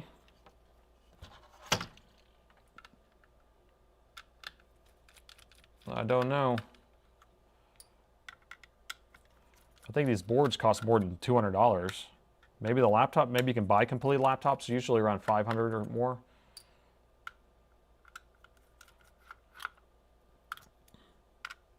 Which MOSFETs do you want me to measure? The input MOSFETs? I'm doing great suspense. Yes, I planned all this out. Yeah, we can inject power, but we got to figure out if there's something shorted. Oh, we didn't. We were going to check if we have a shorted power rail still. I didn't. Yeah, let's do that actually real quick. So I'm going to be back in continuity mode. I just want to check to make sure our 3 volt and our 5 volt power rails are coming up fine. Chris Wilson, thank you so much for the donation. Continuity mode here. So measure here. That's the 3 volt, 5 volt. That's nothing. That was filling up a capacitor. That's the main power rail. I sure have scratched that thing up, haven't I? That's the main power rail, I think, also. This is the charge coil. That's fine. Remember, that is shorted, but that shouldn't matter because it's not shorted to ground. It's just shorted on because it's just going, it's basically, it flows straight through it here. I'm not seeing any shorts there. Look at this. What is that?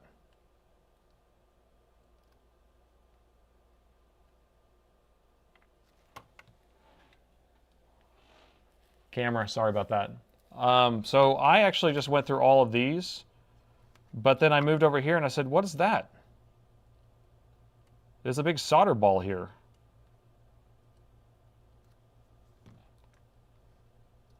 That's crazy.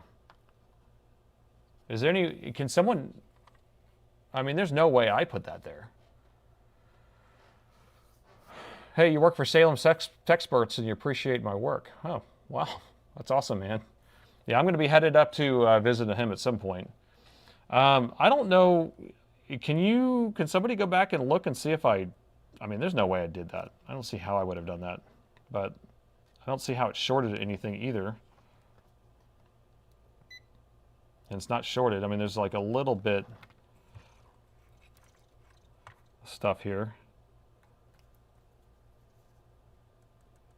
I mean, there's definitely a splatter of some sort. That's a lot of solder. Whatever, I don't know. I don't know. James did it? Okay. All right, James. Well, let's pick that up. And then we'll do a visual inspection at other places. I did not expect to see a big blob of solder.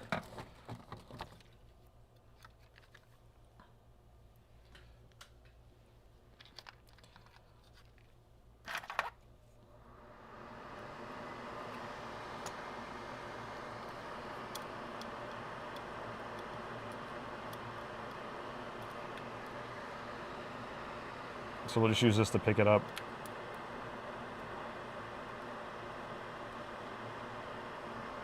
Okay, so we have that picked up. A little solder ball there.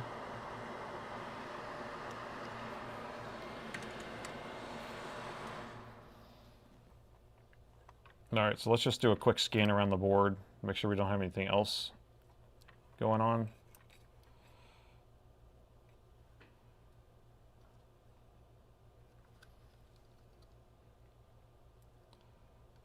Okay, so that's the battery connector. So it was near the battery connector. That's the SATA hard drive connector.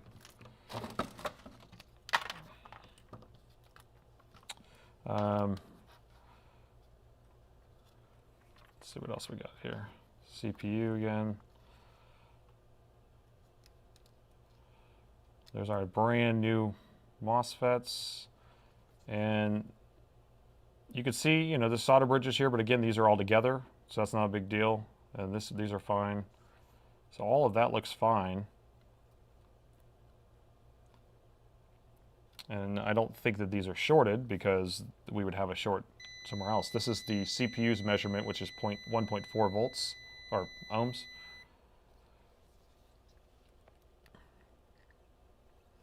And I keep putting my hand on that heatsink compound, so I have it all over the back of my hand. Let's measure this current sense resistor. That one's fine.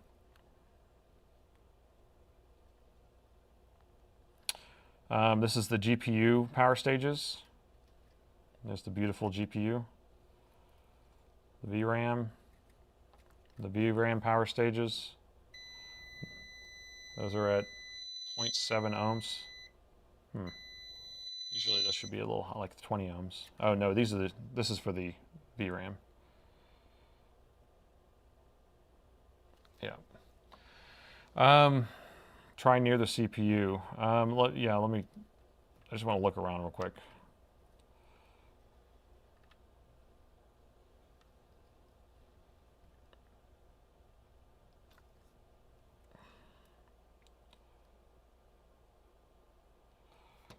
That's another piece of solder that was in that area we took off. I'm interested to see if this thing will turn on now that we took that off of there. Should I do it with the thermal camera though? Just to make sure. Oh, I looked too fast on the video. Okay, I'll try to go slower. I'm at 30 frames per second, but then we're also streaming, so I know that that's a little slower. So I'm going to try to turn this on again. And it did not turn on. Let's see, are we getting our voltage rails?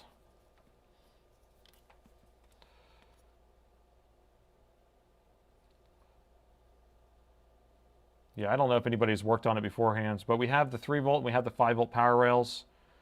We have the main power rail is present. We have, let's see, this is going to be for the memory probably. So the memory's not going to be on until we turn it on. So let's try turning it on again.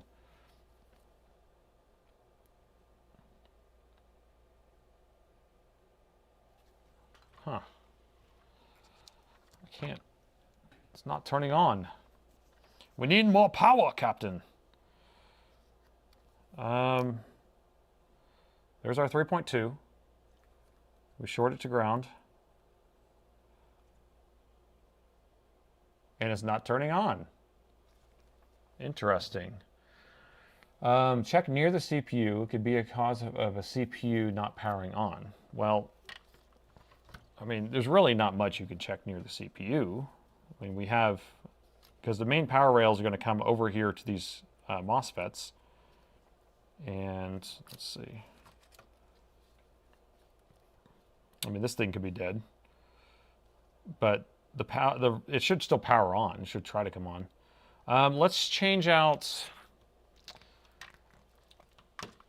Well, no, because we have the first MOSFETs on. I was going to say change out the first MOSFETs, the protection MOSFETs. But because we are getting the 5 volt to 3 volt power rails, it's trying to power on. I'm trying to think about this. Oh man. We finally caught it live. Welcome. I'm glad that you made it.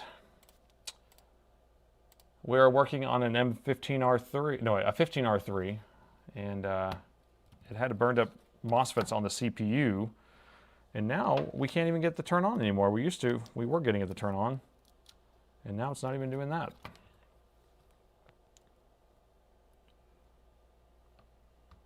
It's a strange one because the way that it's acting is now an EC chip issue that you were talking about.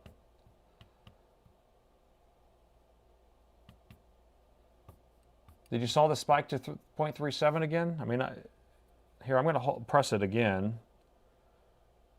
I'm holding the power button, and you see how it goes to 0.06? That's whenever I'm holding down the power button, so I'm shorting the... oh, no, it did go to 0.34. Okay, cool. You're right. You're right. Okay, so let's do thermal camera while we're doing that. So keep an eye out. Gosh, all those reflections are making me mad. Can we get a straighter shot where it's not so reflective? Yeah, I mean, these are all reflections in the middle here, all that stuff, because there's these metal brackets. All right, I'm going to press the power button.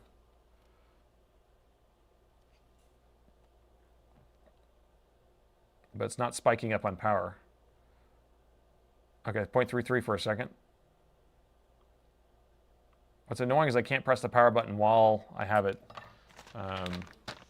on the other side to look at the CPU because I don't have the power button installed. What can we do? What can we do? We can install it into the machine. That's what we can do. You can see the blob is not there before the repair. Ooh, really? Well, there you go. So it must have been... It must have came off of my soldering iron or something. That's interesting. Well, I will take that mistake. We caught it. I'm going to put this in here without putting the heatsink on, so that way we can look at the CPU spike, if it does spike. I'm just going to put one screw in here. I mean, it only landed on the edge of that coil, and it wasn't shorted to anything else, so I didn't see why that would prevent anything from coming on anyway, but I thought that was kind of weird to see that there. My soldering iron is a dripper. Well, I guess we had a lot of solder that we were trying to wick up from underneath the, whatever you call it, underneath the MOSFETs. I'm getting tired now. Here, let me get some coffee in me.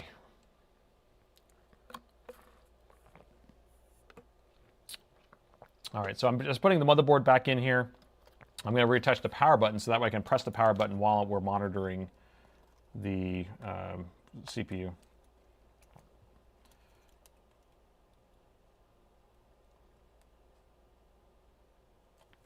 This thing's hard to attach to. The board is so fluxed up.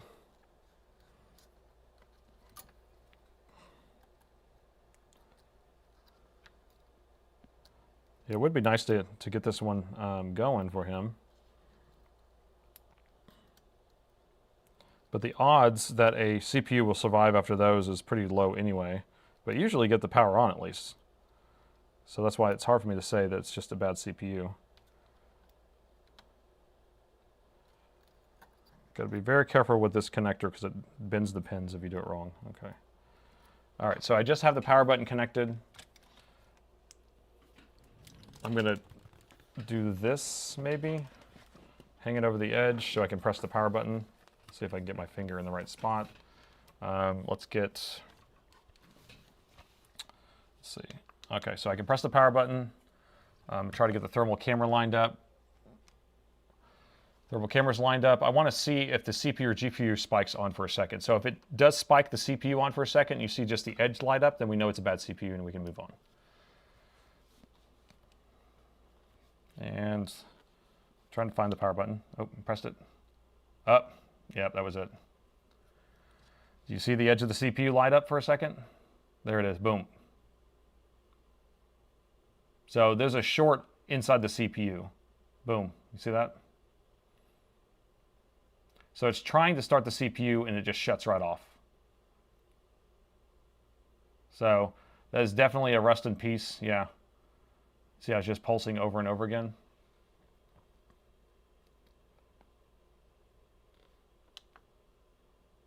Yeah, tried 3 or 4 times in a row. There it goes again. And it's on the edge. So, unfortunate. Yeah, that's definitely what happened here. The CPU is bad. And so this is a motherboard replacement. But because of all you loyal supporters of this channel, you have donated plenty of money to this feed so far. All that money is going to go straight to this customer. We're going to start another repair, and I think the next one is going to be an XPS 9720 or 9710. So let me get this one put away. And James, I'm very, very sorry about this, but we're going to help you get you another motherboard and get your laptop back to you. So hopefully we can get it fixed up. Let me put all these screws away.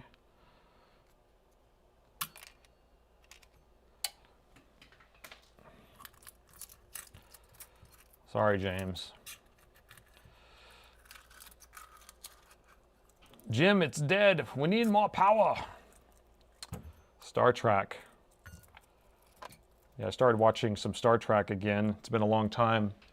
And I have Paramount Plus right now, Paramount Plus, and so they have like all the Star Treks on there. So that's been kind of a fun thing to deal with or to do at night. And I kind of like the aspect of it being a start and finish type of show because I can't sit there and watch a whole season of something. So, okay, got those done.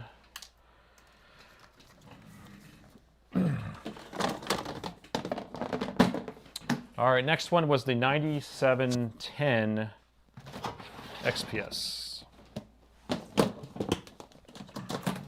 me clean off the counter too.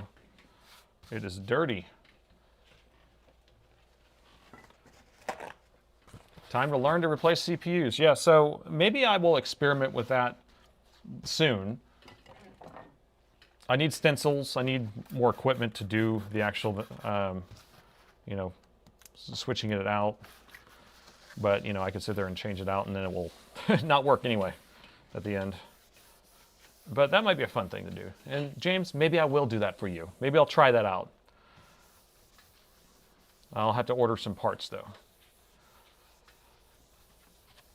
And then you can have a laptop with a new heart. Okay, so nice and clean. All right. So this is a XPS 9710. This was sent in because it no longer powers on. The customer actually sent in two 97, one's a 9700, one's a 9710. And this one doesn't power on, but when you press the power button, the orange light on the front momentarily lights up here. And that usually indicates we have some sort of chipset issue or EC issue. On these laptops, they're notorious for having getting damage to the motherboard from changing out the SSD, and there's like a heatsink bracket that you can arc to the EC control line next to the keyboard controller, and I've seen it happen multiple times. So that might be what's going on, but we don't know until we open it up, and that's what we're going to be doing right now. So let's go ahead and turn it on just to see what it does and just kind of look at the symptoms real quick. So if I press the power button, nothing's happening, but while I press the power button, this light stays on. So as long as I'm holding it, it stays on. When I let go, it turns off, okay? So that is definitely a symptom of something tied to the on-off circuitry, right? And usually that's gonna be within the EC chip, so a burned up EC chip or something like that. Or I've seen it even on a chipset that had a shorted capacitor on the chipset, so that was kind of interesting. So I've seen this issue a couple times, haven't been able to resolve all of them, but you know, it will be something we can investigate. So let me open up the bottom and we'll take a look inside. You know, a live stream of a CPU replacement might be cool, but the thing is that most people don't think about is it takes a long time to heat a board to the right temperature. Then it takes a long time to heat the CPU up, and then it takes a long time to, you know, get the thing pulled off. So like if you've seen videos of it, it's kind of being skipped along. So if just to remove the CPU, I would suspect it would take about at least 30 minutes or more, 40 minutes or something. So you're a new viewer and you are about to buy $400 worth of equipment, and my hands shake too much to keep melting plastic and falling. So here's the tips that I do, right?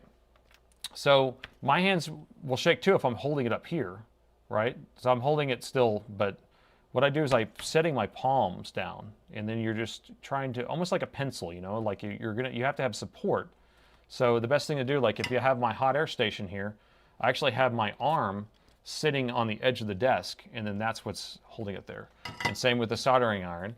I'm going to hold the soldering iron, and I'm going to prop my wrist on here, and then I'm just being able to use it more of a precision. So that would be my advice. So if you're sitting at a desk that's too high, or you have your arms too far forward, then I think you're going to have an issue. So you want to have it where you can set your arms down. So that's my advice to you. How are we doing on Twitch?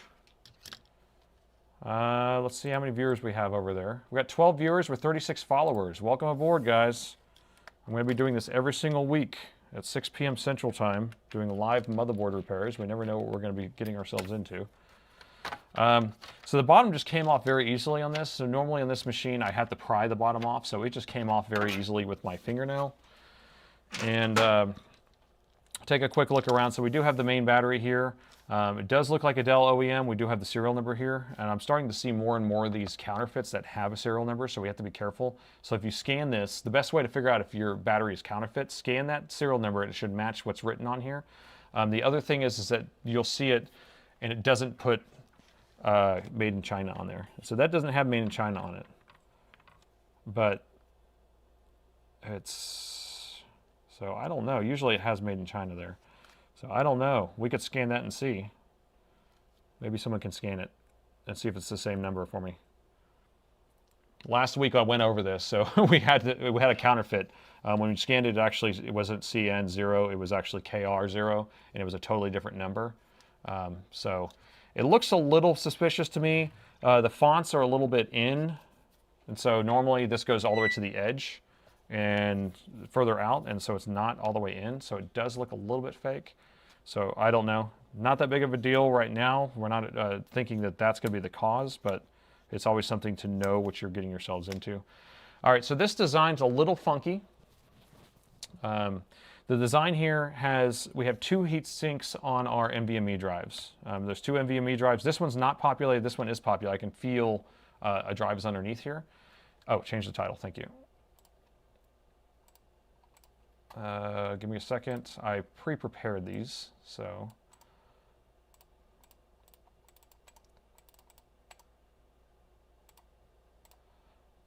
Okay, so basically, I'm just kind of pressing down to kind of figure out if there's a NVMe drive in here, but the gist of it is, I've seen people damage these machines multiple times by taking their heatsink, or trying to remove this heatsink without taking the battery off, because it's actually underneath here. And you can see that the chipset's right here. And sorry, I'm trying to get this focused properly. Oh, we can actually see damage right there. Right? No, no, no. I thought that was missing a couple capacitors. I think I need to adjust my microscope here. Something's going on. I can't get it far enough in. There we go. I actually thought that some of these capacitors were missing, and it was just these little tiny ones right here. But basically what I was saying is that people will remove these heat sinks for these NVMEs and then touch this because they're trying to get it to slip out from underneath the battery without removing the battery. And so that's what I've seen happen and cause an issue. We do have 13 volts power lines here. We have the chipset here, and the EC chip's right on the other side of the board. So all of that's kind of close together, and so it can end up having an issue. So what we want to do first, I'm just going to remove the battery, get it out of the picture so we're not having to deal with that.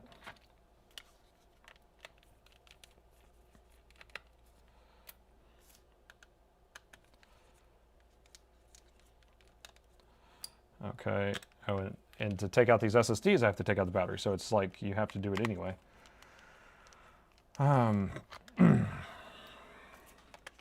So let's see what else.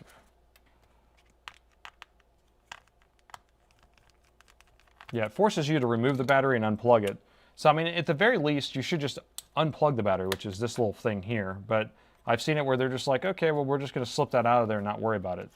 So I think it's a good design in the fact that it's trying to get you to proactively remove power from the system. But, you know, man, this is a weird battery feeling. It actually feels a little, it feels flimsy. It like bends. Yeah, I don't think this is real. The cells are in kind of a weird spot too.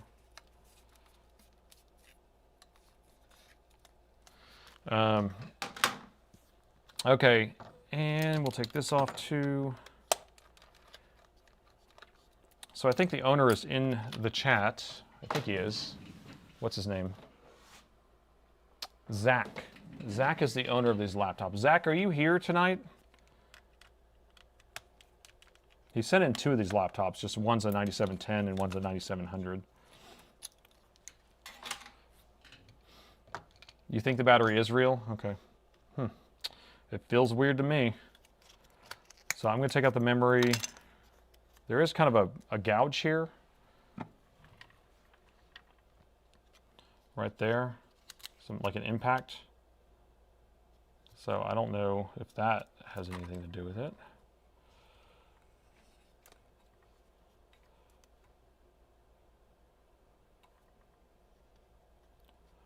I don't know. But we will take the memory out anyway and figure out if it's doing the same thing. All right, so yes, we have the 9710 going here.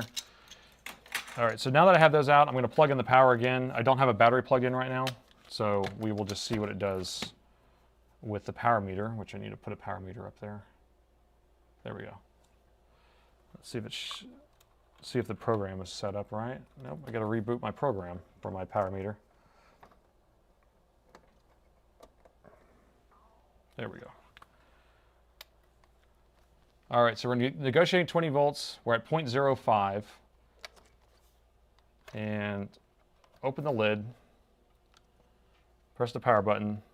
And we're still getting that same orange there in the front. Can we see it? Nope. We get it at an angle. There we go.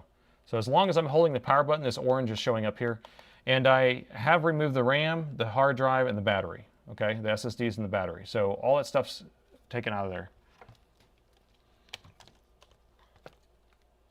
And there's only one other thing that you can unplug from the motherboard to say, you know, is it isolated to the motherboard? And it would be this controller or to the connection to the touchpad and the keyboard.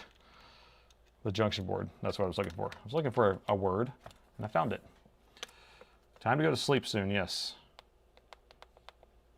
Oh, interesting. Now it's not doing it. Oh, because the light's not plugged in anymore. Oh, my goodness. Okay, so it's still doing the same thing. We just can't see it because I unplugged this. Let me get a drink of water. It's a BIOS issue? I don't think so. I haven't seen that with a BIOS issue. I think it's more of a physical issue with probably the EC chip.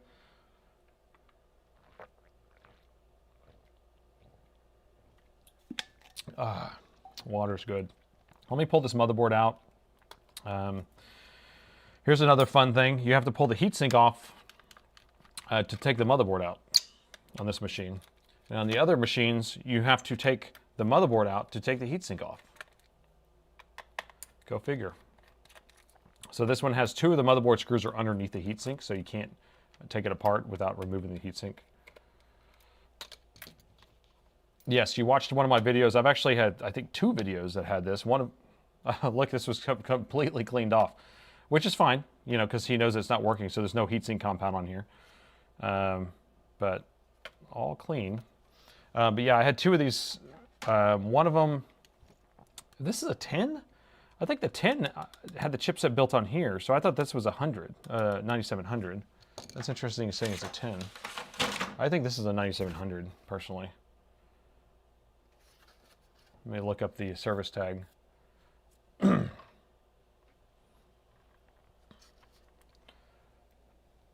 someone run the service tag for me and tell me if this is a 9700 or 9710? Based on looking at the motherboard, it looks like a 9700 to me, not a 9710. So just go to Dell, type that in, and it will tell you what model it is.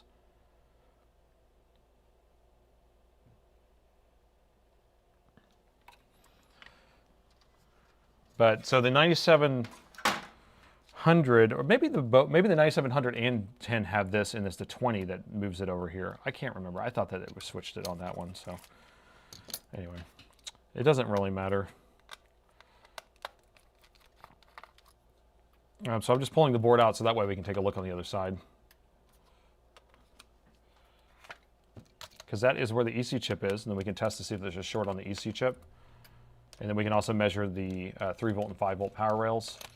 We probably have a short on one of those power rails, or at least shorting to the power button is shorting to the main rail. Went back and scanned it, and it gave me that. Oh, that's the right number, right? That was, so if it says CN001RR, yeah, that sounds right. Okay, so it is a 9710. Okay, so note to self, the 9710 does have a chipset there. I can show you what the difference is what I was talking about. So like here's a 97, I guess it's a 9720 then. That's where they switch it. So you can see the chip, look, they actually switch the CPU and GPU. They're on the opposite sides. And then the chipset gets moved from here onto the CPU itself. So there's no chipset here, but on this one there's a chipset right next to the CPU, right there. You can see that there's 2 chips there. So that's what they did as an upgrade, so you're not having the chipset overheat and burn out, so they just put it on here so it stays cooler. But this design, you end up having a lot of the power circuitry right here too, and so you still have issues.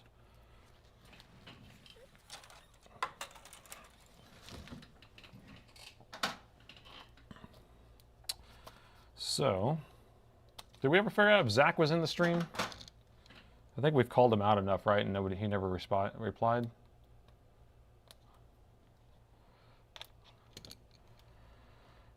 And I guess we're not going to hit that 300,000 mark on our subscriber count. I guess that will happen tomorrow.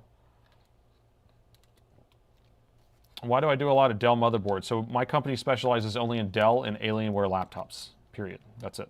So we stock all the parts. So all the parts that we carry are going to be OEM Dell original parts that I basically buy out Dell's inventory and I stock it. And so you'll see that we have pretty much every single part for every model. There is a lag time that Dell will still have the parts, so it takes a little while for us to start getting the parts on newer machines. But that's why I'm only working on it, and I choose to be the best in one brand versus mediocre in lots of them. So yeah, and I haven't really worked on that many pre-Dell Alienware. We did get 1 or 2 in there. So hey, thanks for the $10 donation.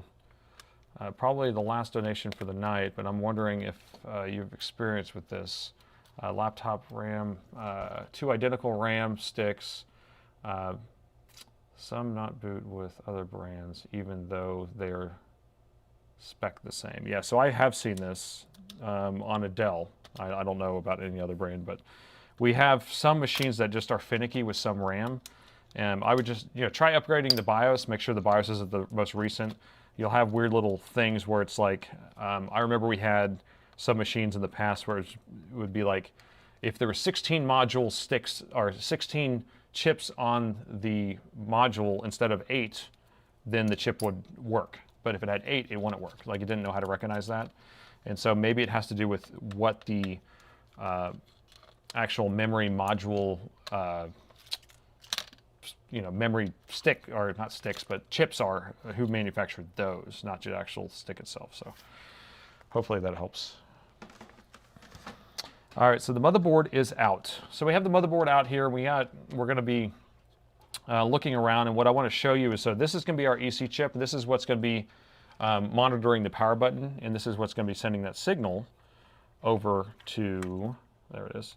It's an MEC 5107. So this is what's sending that power button signal and making the orange light come on. I want to see if there's a short in this area, because that's what ends up happening. So we're going to be putting our meter in continuity mode again. And I'm just going to measure around here, see if we have a short. Usually the way I measure is any capacitor that's facing the chip, the positive is usually the side facing it. So like that would be negative, and so this side's always positive. So I always just measure this side that's facing in, and that's usually your positive side. And then these you kind of have to guess. Oops. So I'm not seeing a short so far here. Okay, that's measuring 0, but it's not measuring 0 on the other side. So I'm only measuring the capacitors because those are generally the ones that we're going to be dealing with. So I don't see a short there. Let's measure the chipset. Let's see if we have a short on the chipset. So we're just going to measure some of these guys.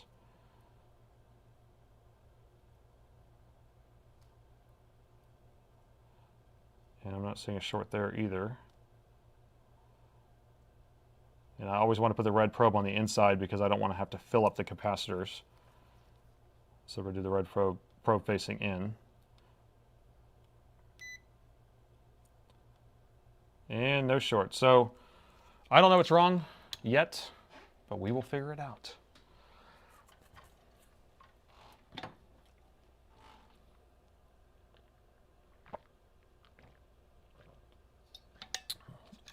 The CPU looks awful. Yeah, we'll have to do a visual inspection.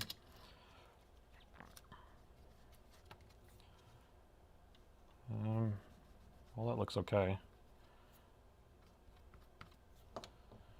So I don't know what that dent was. It's kind of weird. All right, so I'm going to try to go slower because you said it's blurry, right, when I go too fast? So let me get in position, and then I'll try to do a little bit slower. Let me get this in focus. So we're starting on the top here. We already looked at the chipset itself. This is where we have a lot of destruction or a lot of damage a lot of times because of that heatsink that goes on the SSD. And so we want to look to see if we have any chips or damages or sparks or arcs or anything like that. And I'm not seeing anything here.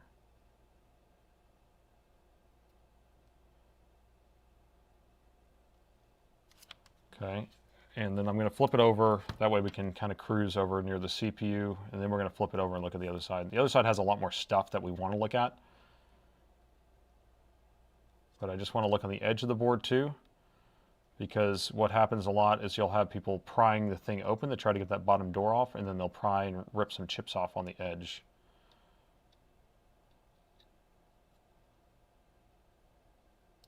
Am I going slow enough for you?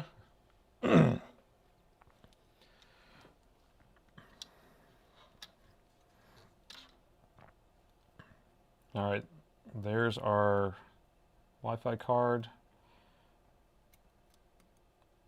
And we're going to measure in a second all the power rails and stuff like that, because we don't know if we have a power rail failure or a short somewhere. But I just want to do that visual inspection since we know that someone's been in here. We do the other side, this other edge. So this machine's kind of cool. I like how it's set up. It has 3 volt and 5 volt power rails on both sides. So this is a 3 volt and 5 volt, and the other side has a 3 volt and 5 volt. So independent. And I think it's kind of a cool design to do that. This is the audio board and SD card reader. All right, we'll flip it over. Now we'll do our other side. So again, we need to keep an eye. I'll start on this edge, but we need to keep an eye on any chips being ripped off or any burnt chips or cracked chips.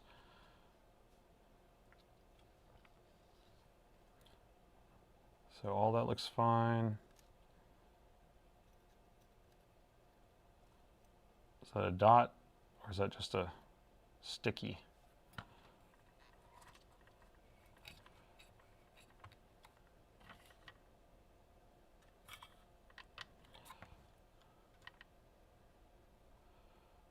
Not sure what that is. Take some alcohol to it.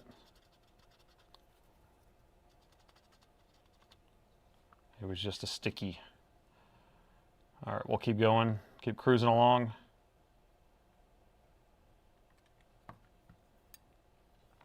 So here's our Thunderbolt chips.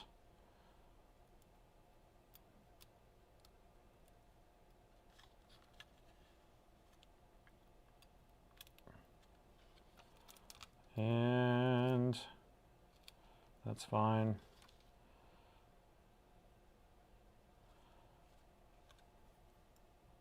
And that's our switch. I still don't know what that is. That might be an on-off switch. I've actually never tried to use it as an on-off switch. Oh yeah, the power management chip's in the middle on this one. It's really weird. It's in a different location than it is on the other board. So this is our power management chip. This is what controls the charging of the battery and the protection MOSFETs. So we could have an issue with this, but I doubt it because we're getting our main power rail if we are getting that power button to come on.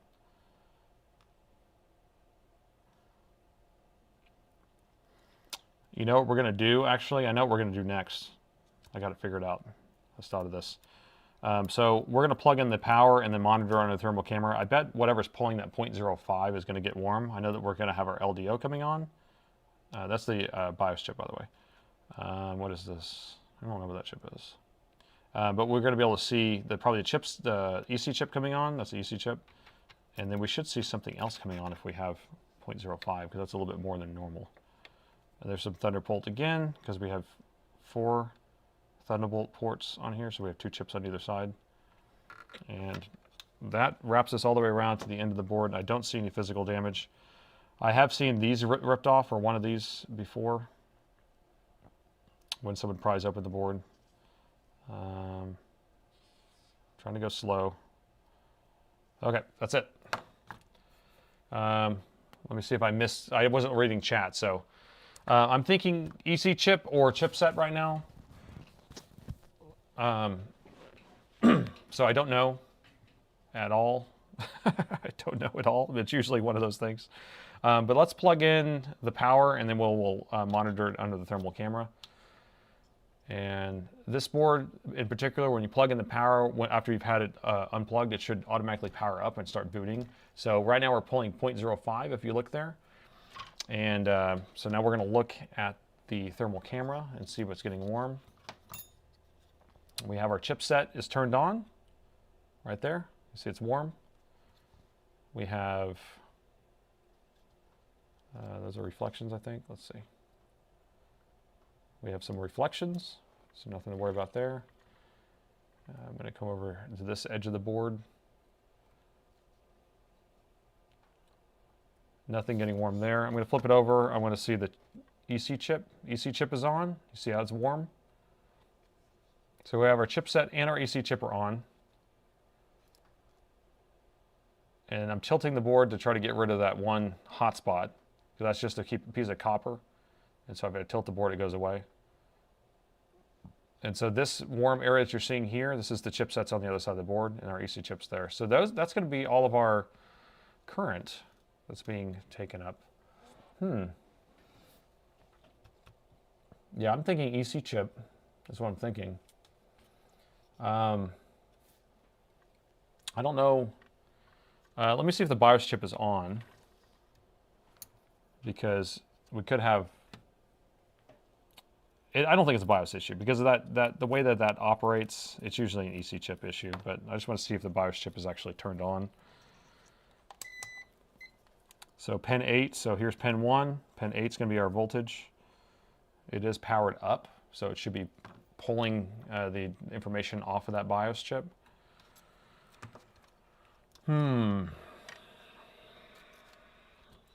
It's not a reprogram the EC situation on this machine, because the EC is programmed from the BIOS chip.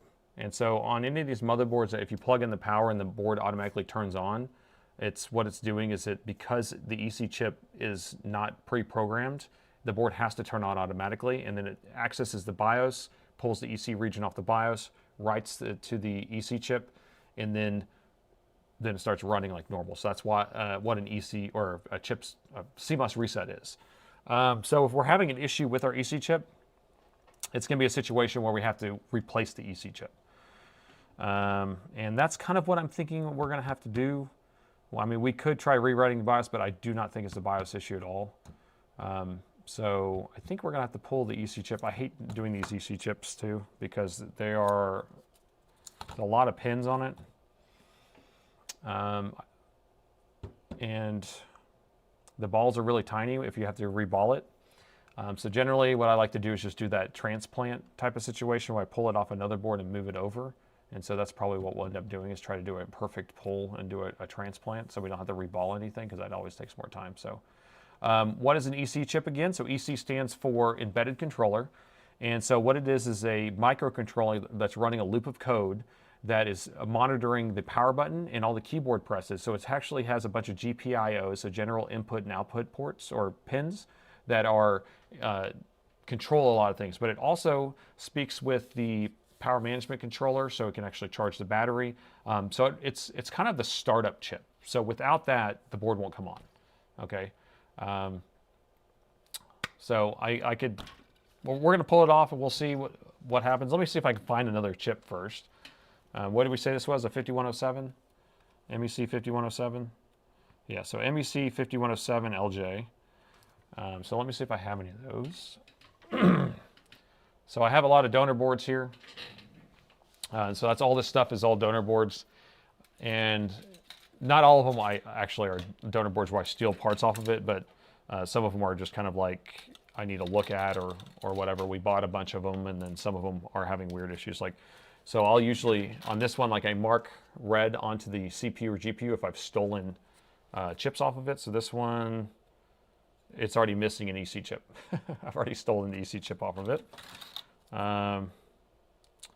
So this one's, does it have an EC chip still? This one does. Let's see if it's the same number. Because this is the 20. I think this is a newer board, so it's not going to have the same EC chip. But I think these 9500s actually, we'll just pull one of these, because I have tons of these 9500s, which should have the same EC chip. So this is the 15-inch version of the same board, the same machine. This one's already missing an EC chip. This one's already missing an EC chip. And I haven't been able to buy these chips, so that's why I'm like having to steal them from donor boards. And I don't want to steal it from one that I haven't stolen parts from. Okay, so this one still has a chip on it. So let's see if it's the same one.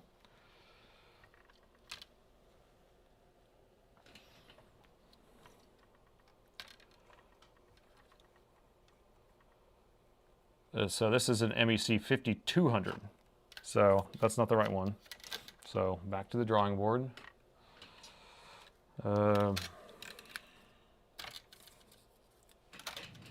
I want to find one before we pull it off.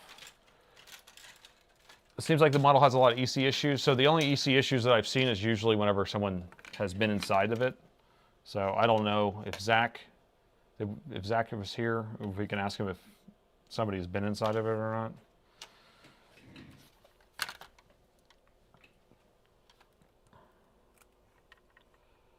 $5,200 again.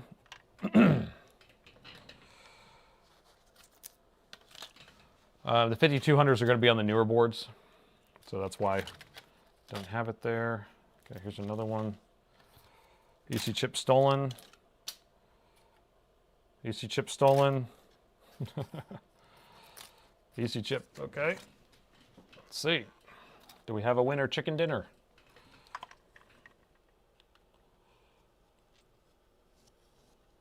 Can't see. 5107. All right, so we have our winner. And again, these things are not programmed because whenever they're turned off, they're wiped. So we don't need to worry about programming them. It will automatically program itself whenever we install it. So all we need to do is transplant, and then we'll be good to go. Okay.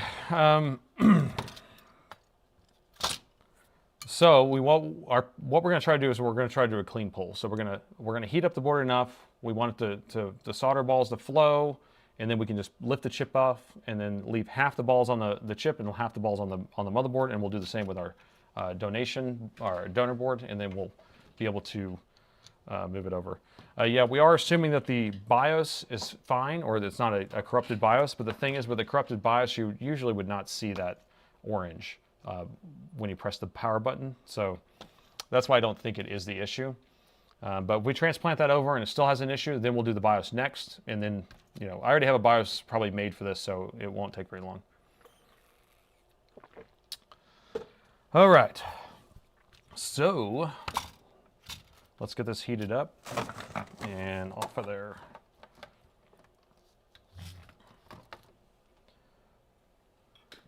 Random question. What did the customer do with the bedbugs laptop? Did you tell them that you trashed it? Yeah, so it was actually a repair shop who brought it in. I thought it was actually shipped in, but it was brought in, and then I called him to let him know, and then he said throw it away. So that's what I did. And it was literally the grossest thing I'd ever messed with.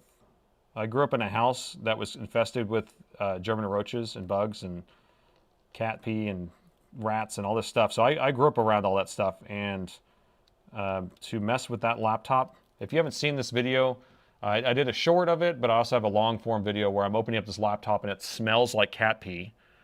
And I'm like, oh, I better put some gloves on. And then the further I dig, it was like ended up being filled with bed bugs, infested. And they were all like attracted to the heat of the CPU. And there's like sticky, you know how there's like this sticky under on the to protect the circuit board. Well, all the bed bugs were underneath that.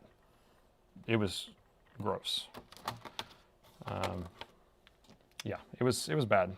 I would hate to see the person's house. So.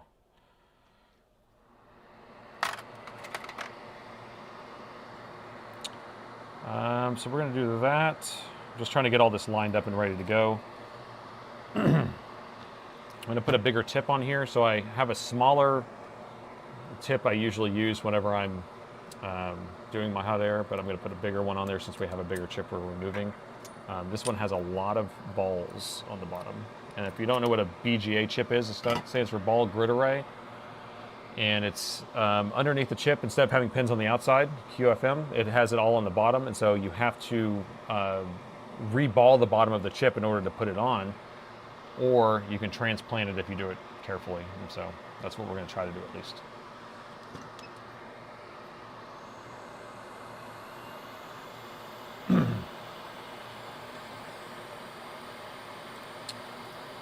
All right, so it looks like I lost a subscriber a second ago. Sorry about that. We got 14 viewers on Twitch, 41 subscribers. Welcome, guys. I'm going to try to do the simulcast on the Twitch every single week, 6 p.m. Central on Wednesdays. And we're just doing live motherboard repair. We never know what we're going to be getting into. And it's always at the end of the day after I've closed my shop for the day and I've already been here for like 9 or 10 hours. So if I look tired, I am. I got here at 7:30 this morning, and right now it is 8:22, so I've been here for 13 hours. But that's just the way it is. All right, so we have this chip hot enough now, so what I'm doing is I'm just kind of bumping it, kind of getting it to move. I'm going to move it away, let it cool off for a second. I'm going to put my tweezers on it. Actually, I'm going to add more flux because I want to make sure that we have enough flux under there. We don't want half solder ball, or we don't want flat solder balls. So now I'm going to reheat it with my tweezers on it, but I'm not going to move it. And I'm just kind of pressing down on the board and not holding onto the chip. And we're going to wait for the chip to move just a little bit, or feel like it's moving. And I'm actually in a weird position holding this, so I don't know how well I'm going to pull this off. Okay, straight up. Ah, nope, we didn't do good. So this is why I actually heat it for an extra second or longer, and I didn't do that. I kind of pulled straight up. So this is what you don't want. See if I can get lined up here. Trying to get it where it's not going to reflect. There we go. Okay. So this is what you don't want. So we have all these nice, beautiful balls, and then we have a flat one, flat one, flat, flat, flat, flat, flat. So they may be okay, but the reason why I don't think it's okay is because if you look on the other side here, you'll see that it's so sticky. You'll see that it's flat here, flat there, and then there's no solder on any of these pads all the way across the end of this chip, which means that I need to focus this a little bit better. It means that there's going to be too much solder on those pads. So unfortunately, we're going to have to reball. So we just ruined everything by doing that way. So we're going to have to reball this chip. It's just unfortunate. So if we end up trying to do it this way, we're going to end up having too much solder in this whole area. And so that's why we're going to have it done properly. Reball time. So some people are excited. I hate reballing. I'm not super excited about it. So now we're just going to wick off all of this solder.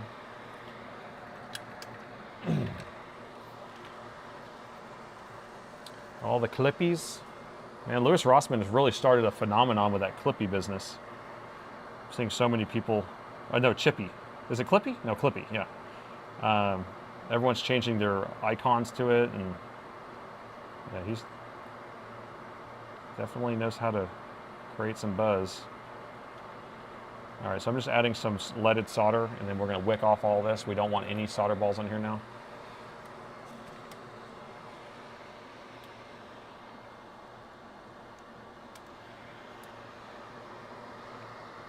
All right.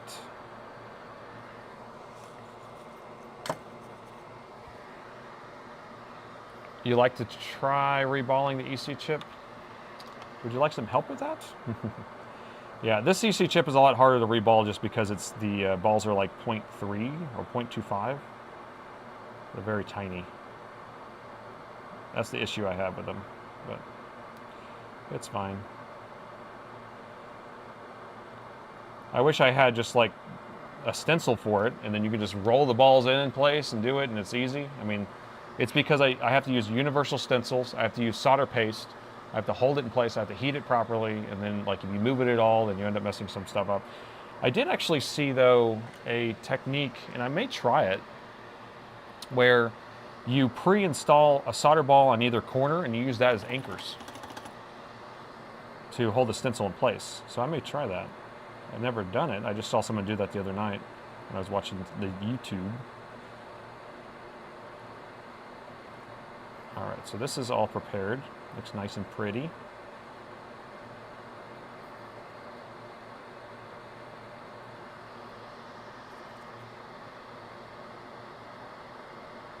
Okay, so that's ready. So we will pull this one off, and then we'll have to reball it.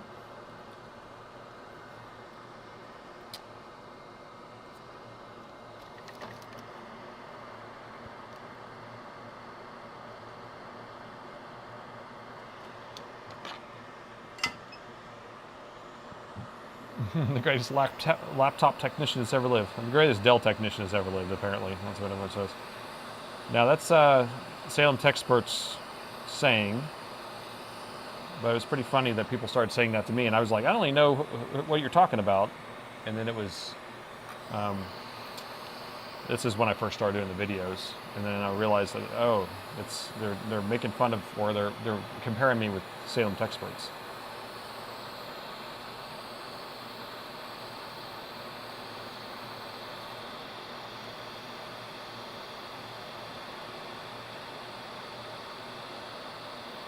Are you saying Paul Daniel does it the way where, oh my gosh, this thing got in my way. I'm like looking away. Paul Daniel does it the way where he tacks the two balls in the corners. Are you kidding me here? Get this thing out of here.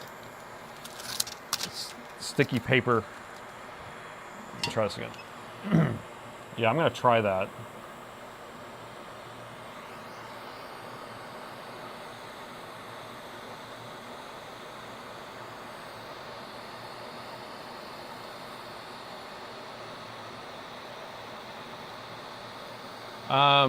I know that you can like design stencils and get them made, but it's funny because it seems like there should be stencils out there.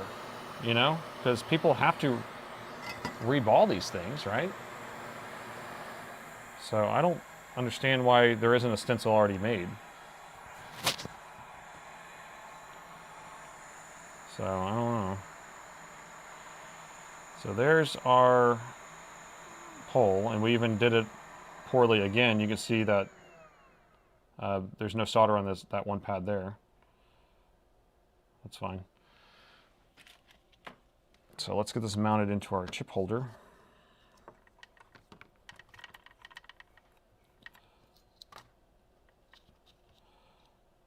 I'm just going to get it cleaned off.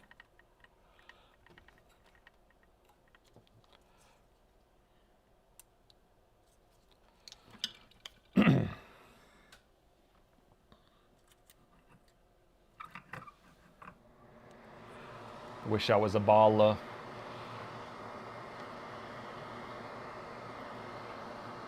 Yeah, YouTube make harsh critics. YouTube's actually, everyone's been pretty nice to me. I haven't had too many haters. Not too many people telling me I'm an idiot.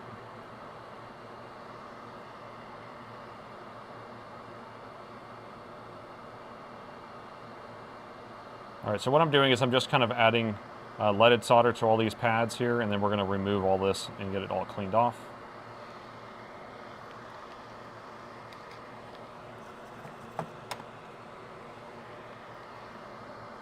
No, I'm not saying that I am an idiot. I'm just saying that I haven't had a lot of critics. You know, there are a few people in there saying that, you know, I'm doing something wrong, and that's fine, because if I don't know how to do something as well as somebody else, that I'm okay with being wrong.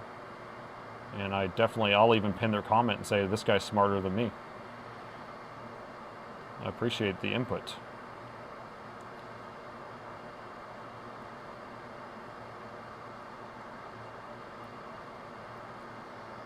But I can tell you there's not that many people that would do a live repair because they don't want to look bad. And I don't care. I'm not trying to do anything like that. I'm not trying to prove anything.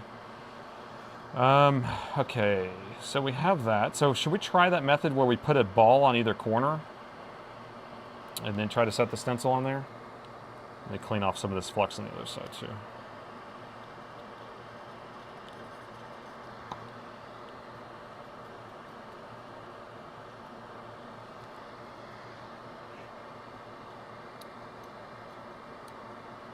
Definitely an interesting idea.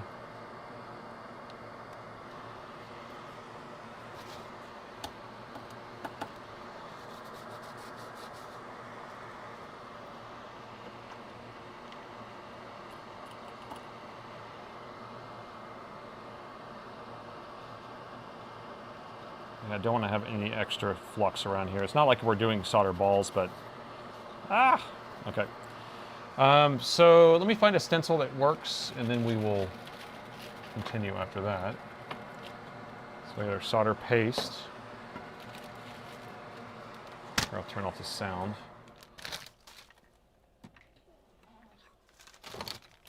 So I just have a bunch of universal solder stencils, and that will allow us to put on our solder paste into a certain orientation, and then we'll have to flow it. These are all hot or stencils where you can heat them in place.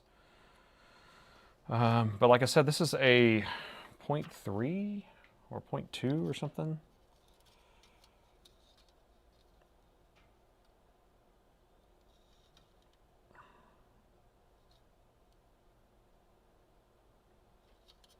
So we just basically have to just keep trying a few different ones.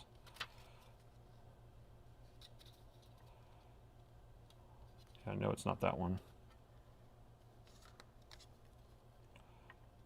So those are too big.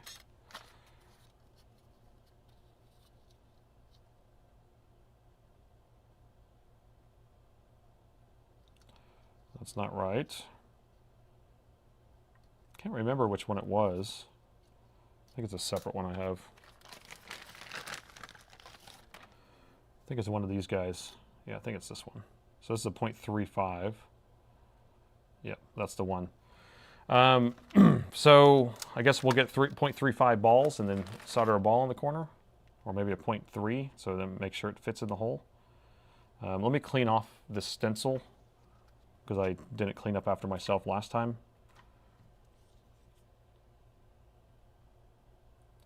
So I just need to add some flux, and then I'll wick up all this extra solder that's on here.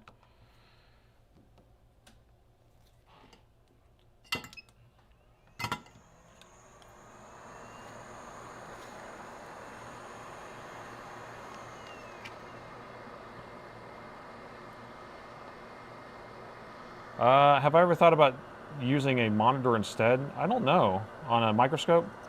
I don't know. Not really. I've kind of thought about like, hey, would I be good at doing it over the monitor? Let me see if I can just look at my monitor. I mean, I have it on the monitor right here in front of me. I'm looking at it. It's like so clear when you look through the microscope. I mean, it's like crystal clear. So it's like the camera doesn't do justice. And right now on the stream, you're only at 1080p. On my videos, I do 4K. So, but like when you look through these, because this is a trinocular microscope, so it actually has 3 viewing angles, prisms, multiple prisms in here. And so it's so clear. So no, I'm not really, I wouldn't look forward to changing out or switching to a camera-based.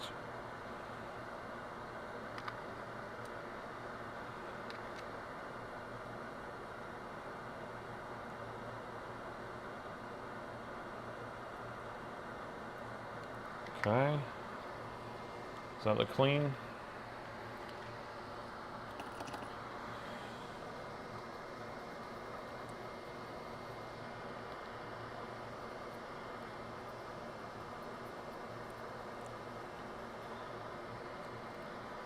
All right, that looks pretty good.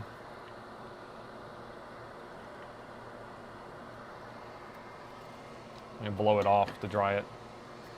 There's some turbulence.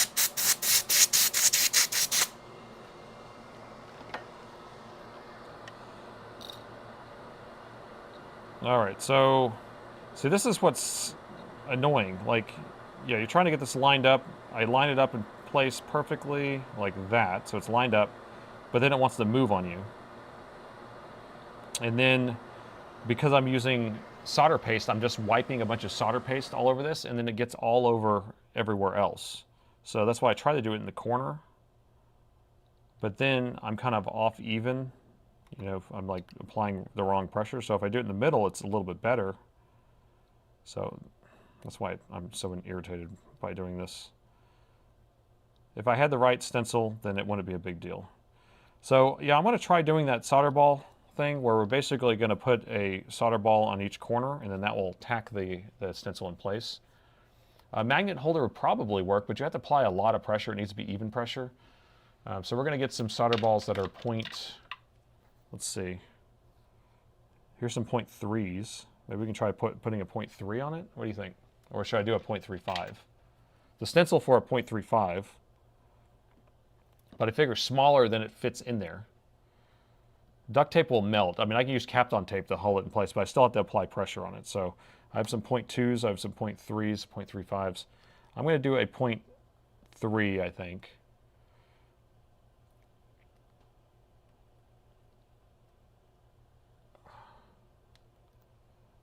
All right.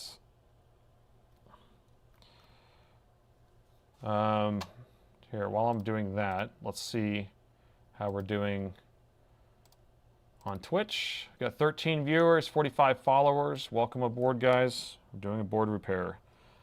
All right, so I'm going to add some flux on here. We don't dab it around. And then I'm going to use this flux to stick the ball. So this is just a jar of balls here. These are 0.3. So it's going to be smaller than what we need. No, but we need to have it the right size. That's right. So that's not going to work. So let me do 0.35 to get the right size. 0.6s. Buffering. I have a few drop frames coming through. I can see that. So hopefully it clears itself up. 0.25. That's all I have. So I don't have 0.35. That's annoying. I have 0.3 and I have 0.25 and 0.2 and then 0.4. So I guess I'm going to have to go with, I'm going to have to order some. So we'll have to go with 0.3. Are we okay on the stream? I can see a few drop frames that went through. I'm only using it in the corners, yeah. I'm not using it all over, just in the corners.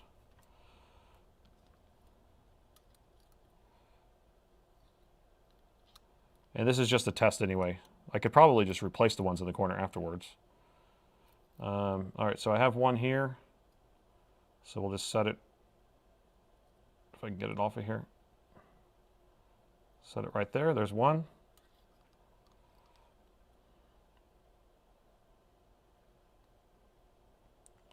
And there's another one. So we have our two that we need. Let me close this up so I don't spill it everywhere. And now can you see those on there? They're tiny. So I'm going to try to make sure I get this focused right for you.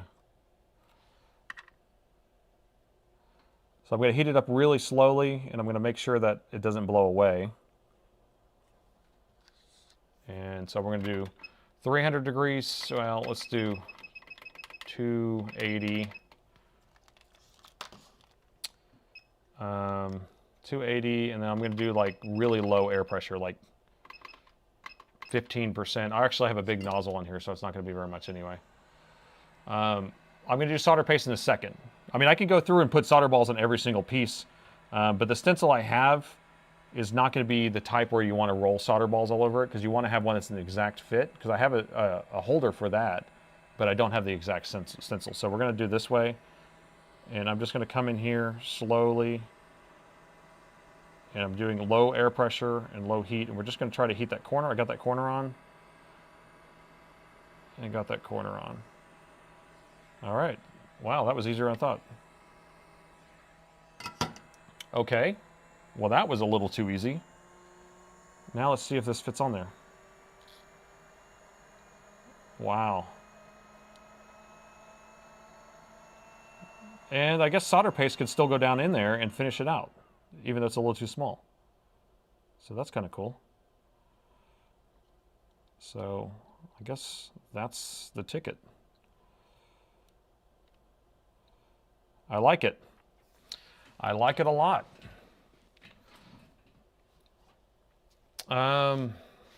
Slow heat is best, that's right. Yeah, low and slow. It's like I'm cooking some brisket. Cooking some solder flux brisket.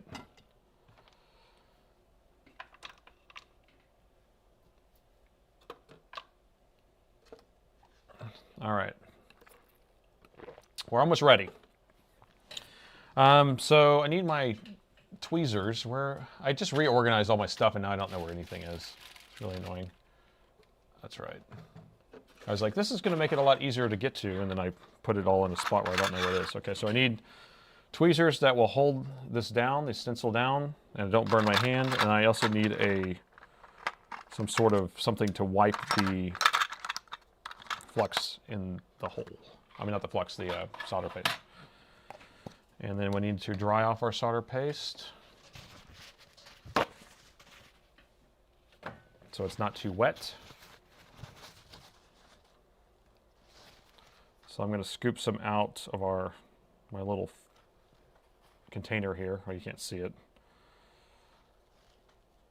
I got some scooped out here. It's a little bit runny, so I'm just going to blot it on my paper towel right here, just to try to dry it off, because I don't want it to be too runny. I really need to just leave that container open to let it dry out more. Okay, let's see if this works. Let me turn on my air.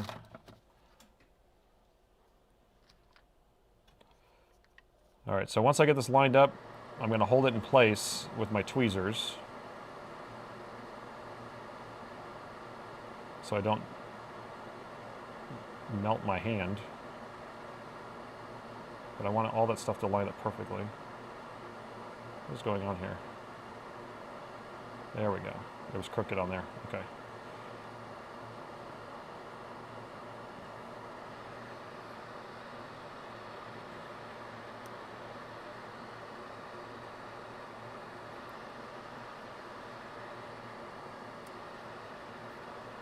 Gotta get my tweezers adjusted.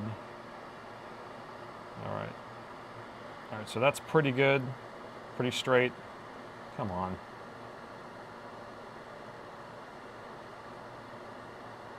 So suspenseful. I don't know if this is good television, guys. All right, got it held down. We're going in. We're committing here. So I'm just gonna put our solder paste into the holes.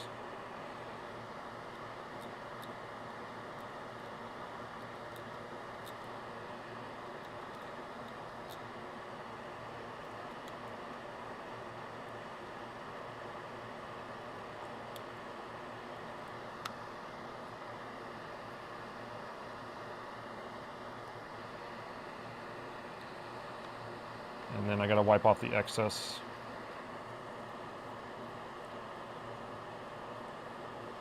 There we go. And then I gotta heat it.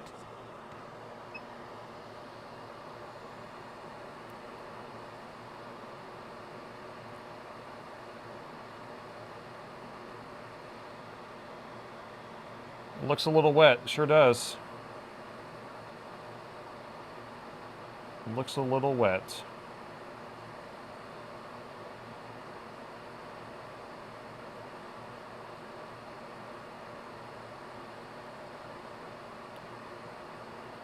It does not look satisfying.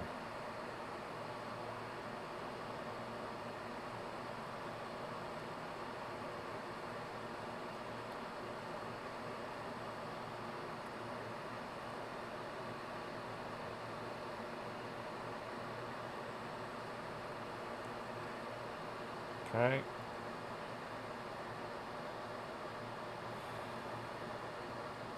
And hold my breath. Don't move. Just wait until it dries completely or cools off. All right, let's see if we did okay.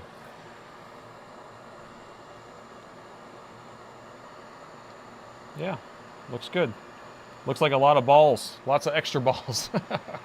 They're all over the place, but it looks good. So now we just get to take away all the extras, which is why I hate universal stencils, because we have to take away all this extra stuff here.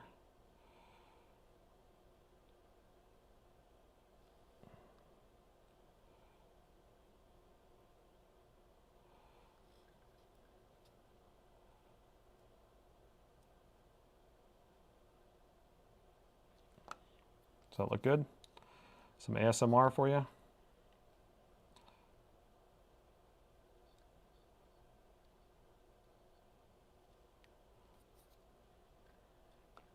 Okay, and this is the tricky part because I never know what is supposed to be in here and what's not in the middle. And so I don't want to push too hard on them because I can never remember. Usually it's these smaller ones.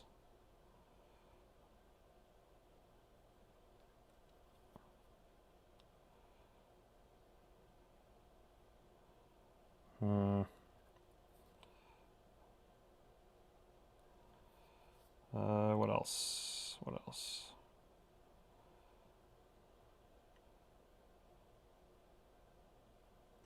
Did I get all of them? I feel like there's supposed to be less in the middle here.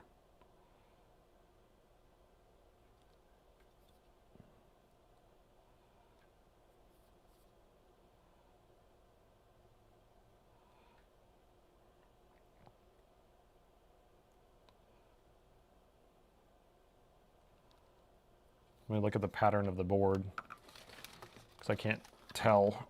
All right, so we're going to have a row of 4, 4, 4, and in the middle there's like 4 square in the middle. It's kind of reflecting Let me see if I can do it at an angle. Is that better?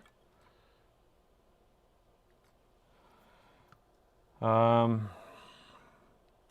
that looks right? 4, 4, 4, 4, and then this 4 in the middle. So not all the balls look like they're the same size, but I think we'll be okay. So now we're going to just reflow and get ready for some more ASMR. I don't alcohol it first. I usually just reflow it right now. So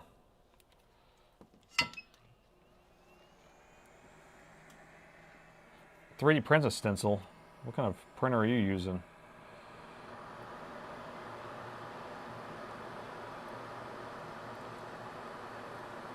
So now look at them go. Boom, boom, boom, boom, boom. Looking beautiful. Uh-oh. Did you see that one move across there? That's no good. We're going to have to make that one a little smaller probably.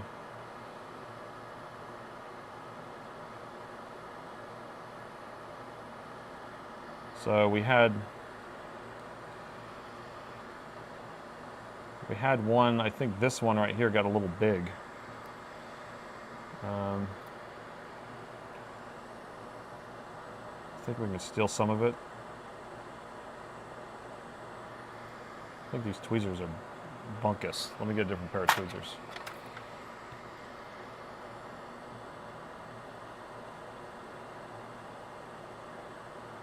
I want to try to steal some of that because I think the ball went and merged with that one. But I don't want to make a mess. Well, let me just dry it off and clean it and see what it looks like. It might be a little too big.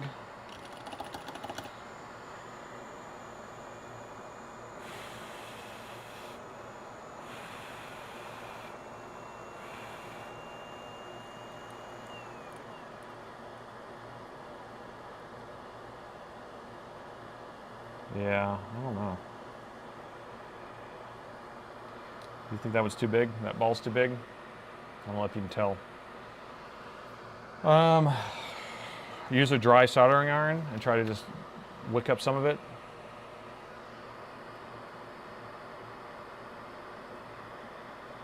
Just trying to figure out if it's too big.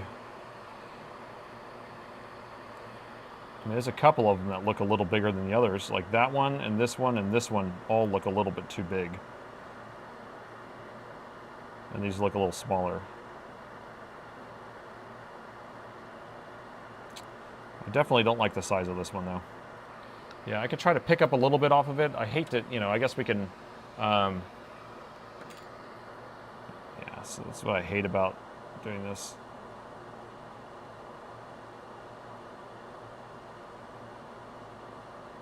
I don't want to have to redo it, personally, but... Ah, and I just grabbed the other one. Okay. Fun. So I just stole 2 of them. Do you think we can just put on some...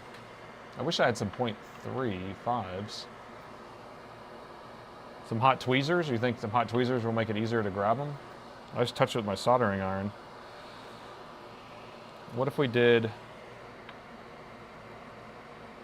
some .2s? Put the stencil on again and do a second pass? Well, that's a smart idea. I've done that before. I forgot about that trick. All right, let me clean the stencil off, though.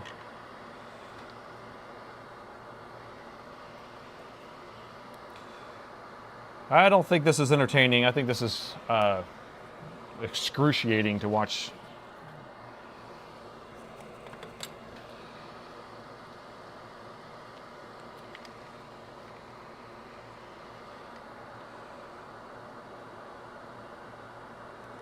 I've got to clean this off again. We don't want to have any extra stuff on here.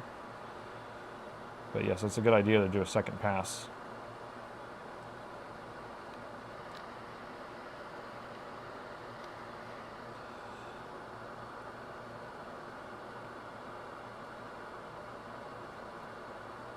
Okay.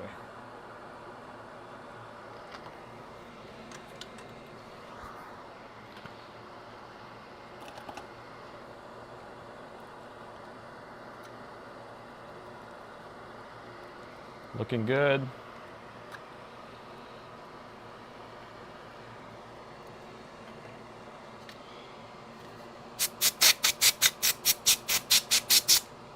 Yeah, you're right. Some of the bigger balls may not fit on there, but if we took them off of there, then it should be able to fit, right?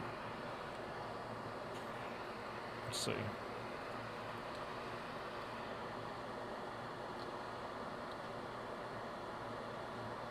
Yeah, it fits right on there.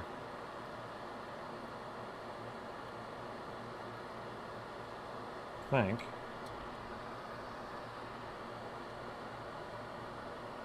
I'll make sure I do it in the part of the stencil that doesn't have any debris. Yeah, that looks good. So we can do another pass on it.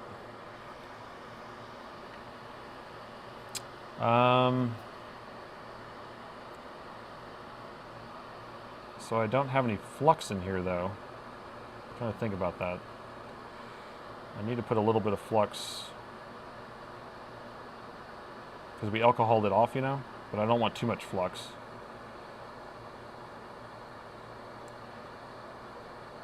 Okay.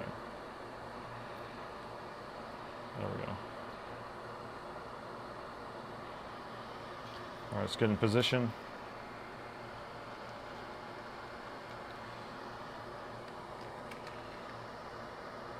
And after all this, we install the EC chip and it doesn't work. Ah, that would be funny. 444 subs to go to make the 300,000.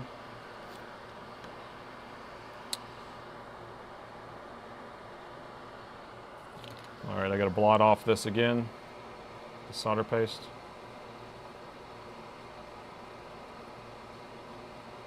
It's still going to be a little wet.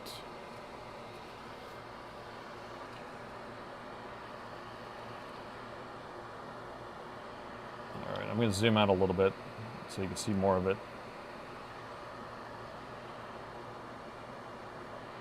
There we go.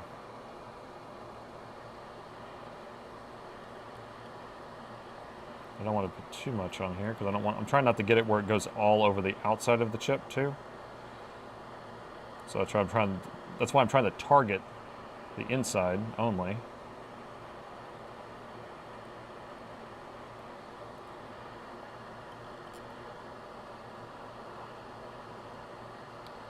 We did this. There we go.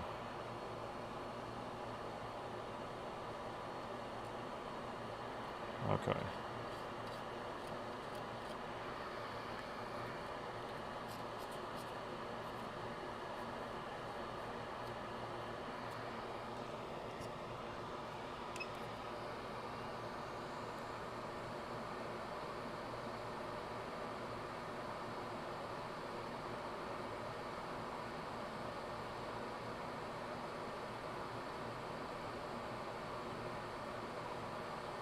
Okay, here they go. My finger's burning.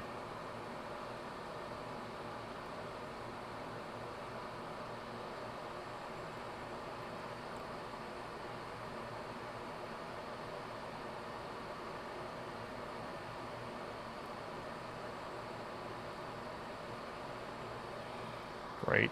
Oh, my finger is burning. I'm holding it in a position where the heat's getting to my finger.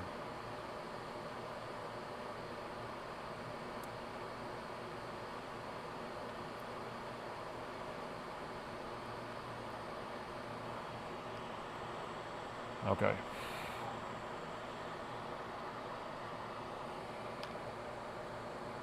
Come on. Cool off.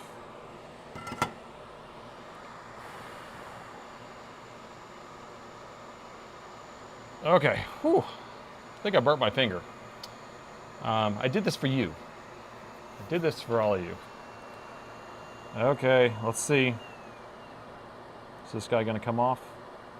Oh no, the chip's going to come off with it. That's the worst. So we have to just kind of preheat this again, but we don't want to heat it high enough. We just want to be able to release some of this out of here. I don't necessarily want to rip the pads off by poking them out of here. So I'm just going to heat this up. You can see some of the balls are kind of pushing through here, so that's why they're a little bit stuck. So I'm just going to do a low heat again, just to release it. See if I can get it to pop off the back.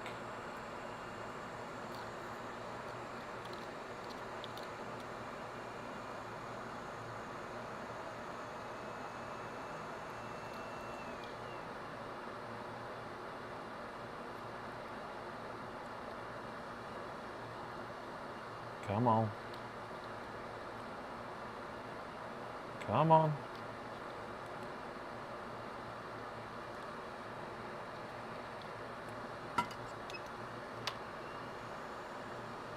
I hate when this happens. But the last thing you want to do is pull really hard, because you don't want to pull the pad off the chip itself. So you have to kind of coax it to come off here. And I can see this ball right here looks a little bit big.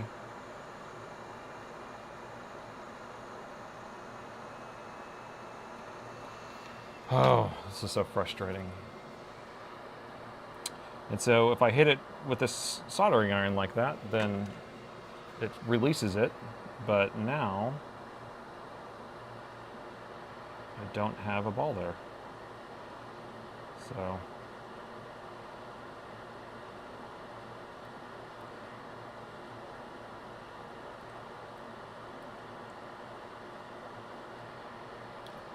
okay. There we go.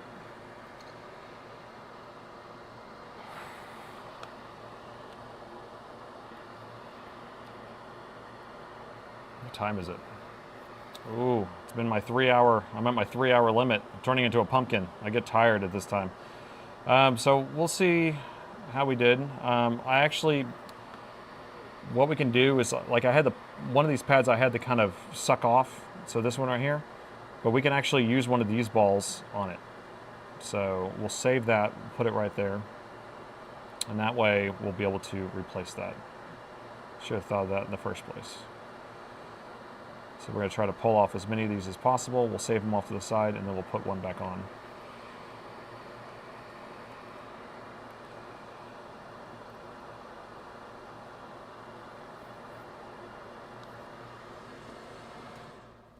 Yeah, 9 p.m. Yeah, so I got here at 7:30 a.m. and it's 9 p.m. at night. And I am getting tired. I did have a late lunch at least, so we're okay with that. And I have a cup of coffee going right here, an iced coffee. But there's only so many times I want to reball a chip. I hate reballing this particular chip actually because of that stencil issue.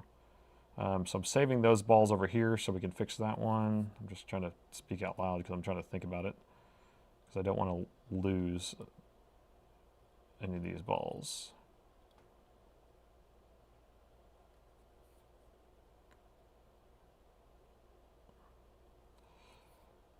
Right. What is going on here? What is this? Oh, that's just some solder on the surface. Oh, we need to put a ball there too. Look at that.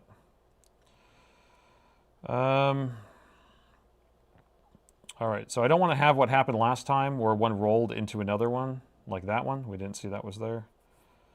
So we have that clear, that's clear. This is clear, this is clear. We need to put a ball there, we need to put a ball there. So let's grab those to put there.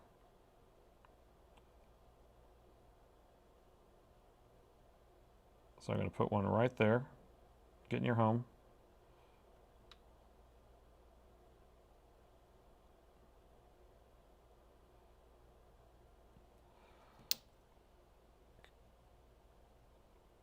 I never realize it's not all the way in focus sometimes because it looks perfectly in focus for me. All right, so then now we're going to put one over here, right there. Get that one in place. All right, and get that one out of there. Okay. Oh, we got a secret one there. All right, we good? Do we look clear? Does it look clear? Okay, outside edge on the left. Yeah, so I got that one. These over here, okay. All right, so I don't have any extra balls on there. We have that one in place, so we'll have to pay attention to that. We have this one in place, so we'll have to pay attention to that.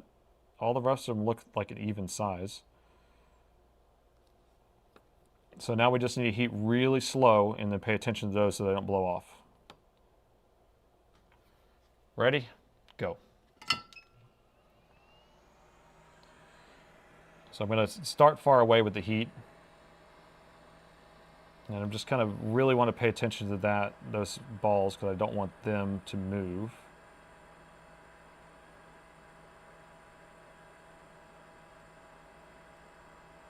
There we go.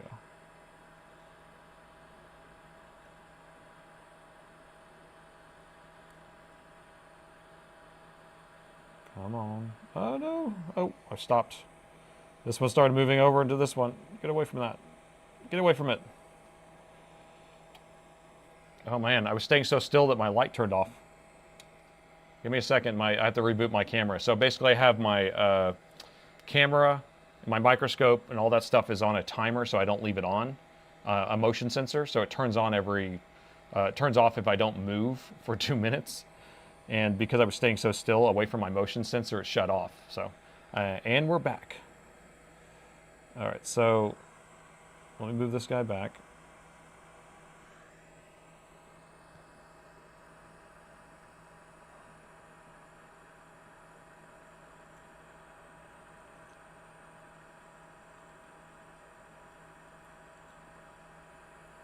Almost, almost, almost.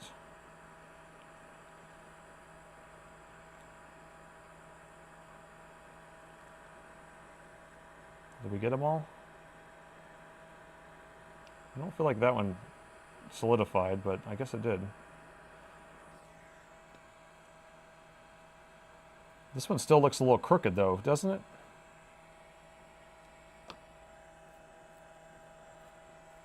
It just slid.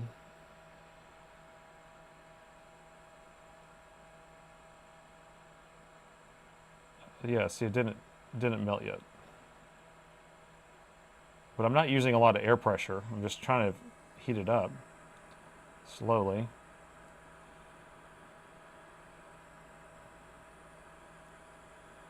There we go. I think we got it that time. Okay, so once we have them all, then I can actually put flux on here and we'll do a higher air pressure and reflow it properly.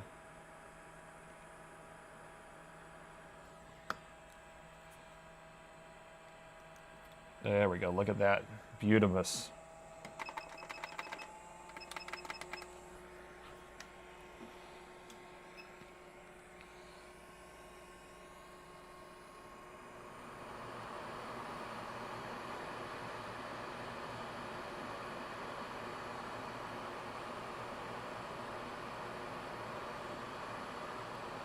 There we go, like a brand new chip. Oh, whew. Oh, okay. Oh.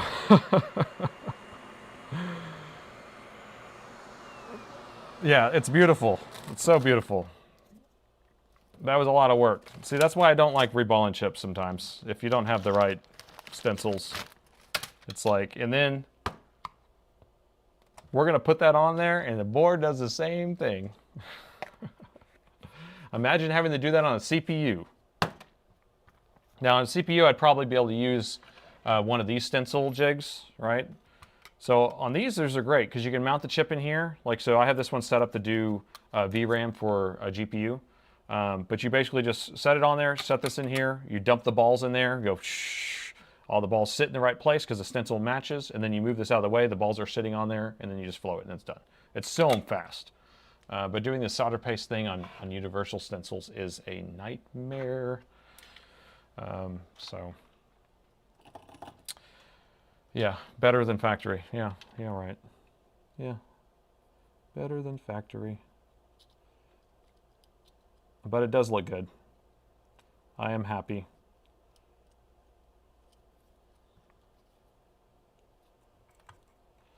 I am happy. How many people we got? 823. So you guys are hanging out, watching me do that. How many people are on Twitch?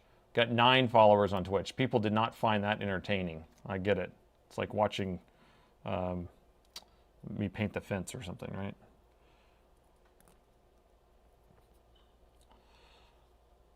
Okay. Yeah, you need to get me some sort of jig. No, we really just need a stencil for this, right? What is all this fuzz? Man, I just cleaned this off and now I have all this fuzz in here.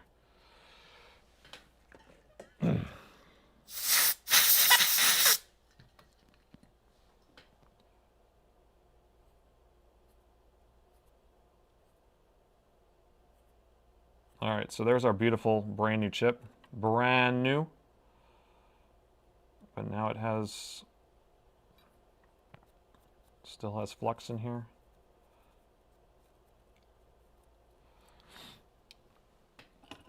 And let's get it installed and be done with it. And it should work first try, right?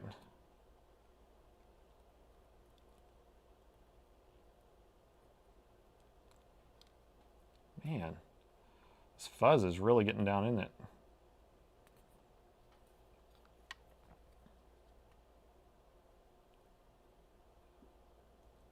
Or is that fuzz, or what is that?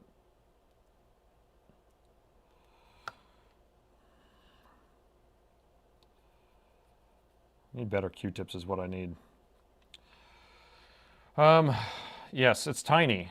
I wish I had my quarter, because my quarter flew away. But for scale, oh, I do have change in my pocket. Yeah.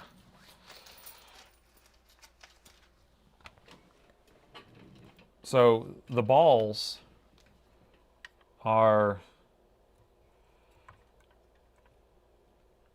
you know, the size of, you know, smaller than the numbers, at least, right? And the letters. Gosh, look at all that fuzz on there. That's like a horror show of fuzz.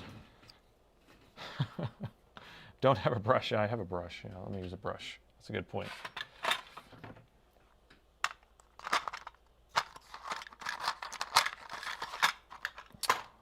You guys are so smart. So smart.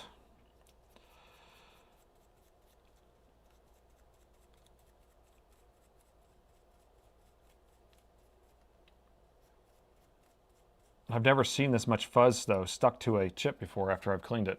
So I don't know if I got a weird batch of Q-tips or something. 812. We got people leaving still, but we're about to install this. We're going to see if this fixes the board. If I can get all my fuzz off of here.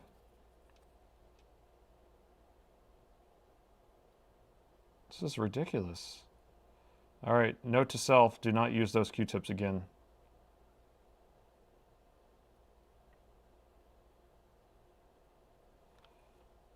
I had it beautiful.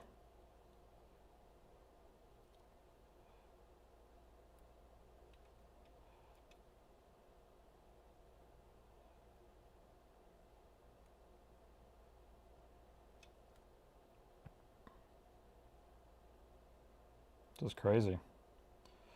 I've never seen it this bad before.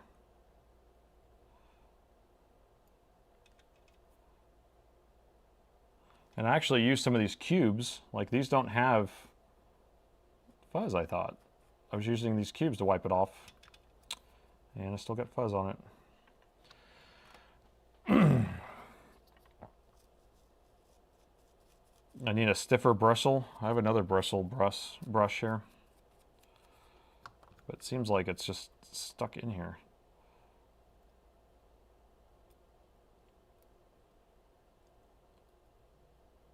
By the end of this, we're going to be damaging this, right? This is ridiculous. I think that's good enough.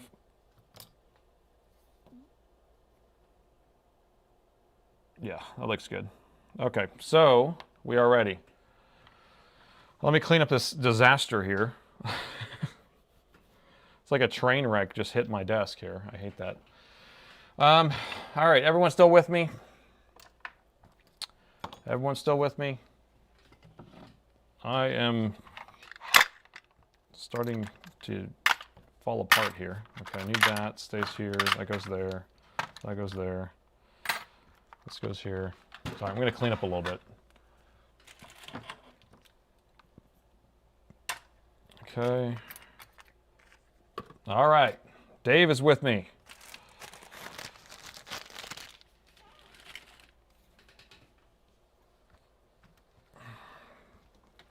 All right, poll time.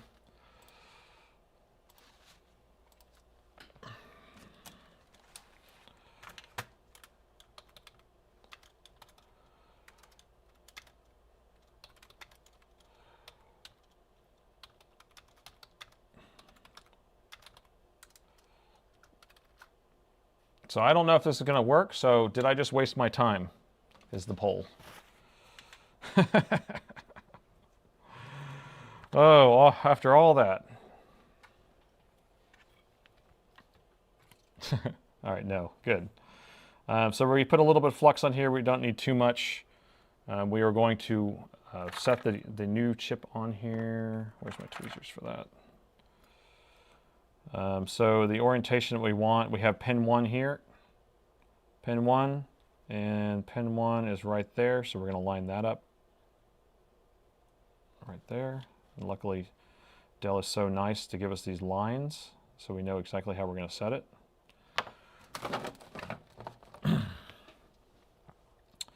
So I'm just going to gently hold it in place. I'm actually applying more pressure down on the board than I am squeezing the chip. So I just kind of pressing down, but I'm keeping it from flying away.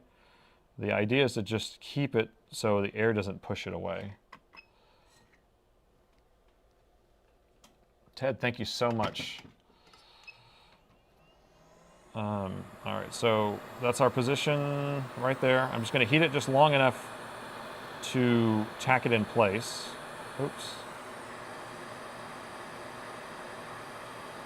Trying to press down here. There we go. Okay, there we go. Just heating it long enough to tack it in place.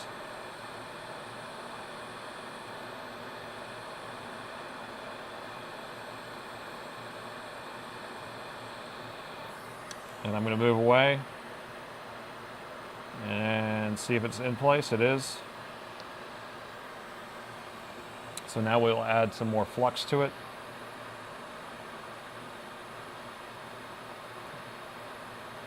And then we'll reheat it and it will automatically sit where it needs to sit.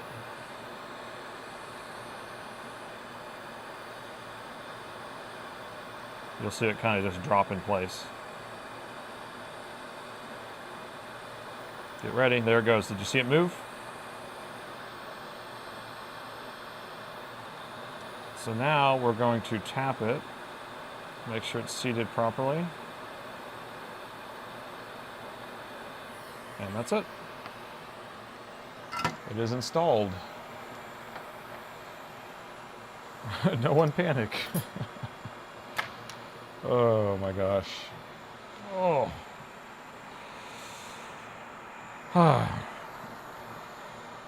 We'll let it cool off.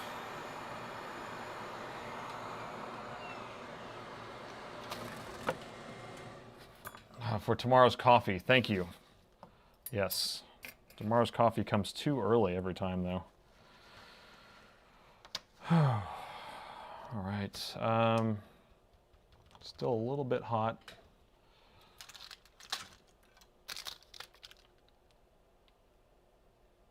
Almost Maker's Mark time, yeah.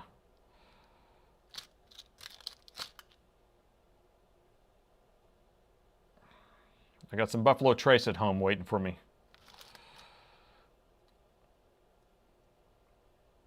Okay, so we're cooled off. Should I toothbrush it a little bit just to be nice to it?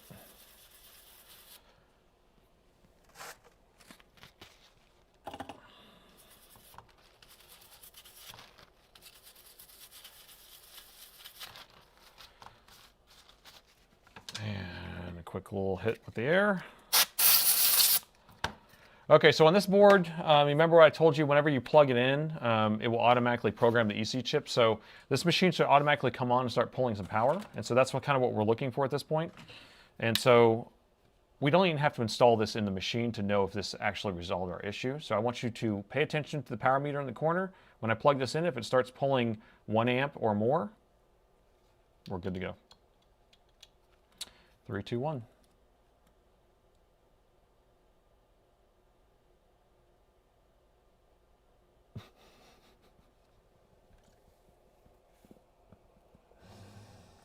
Oh my gosh.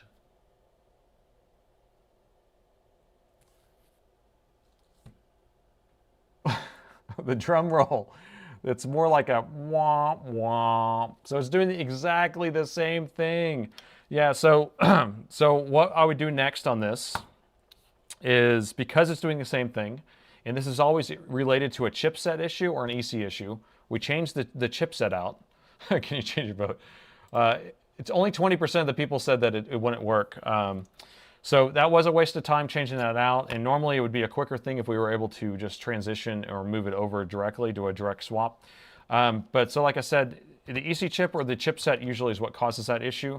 Now the next thing I would try, just because it is kind of an easy thing to do, would be to reflash the BIOS. Now, reflashing the BIOS usually doesn't cause that power button issue. I'm gonna plug it in just to see if it still does that same power button thing, but we'll reflash the BIOS. It is getting late for me, but I think reflashing the BIOS is still okay for me to do. As long as I have a BIOS already made, it won't take that long.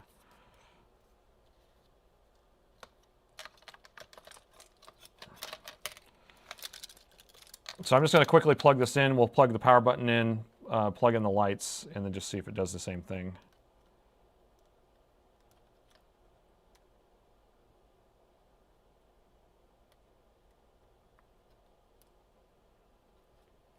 Womp womp. That's a sad one. After all that time, how long did it take for me to reball that chip? That took forever.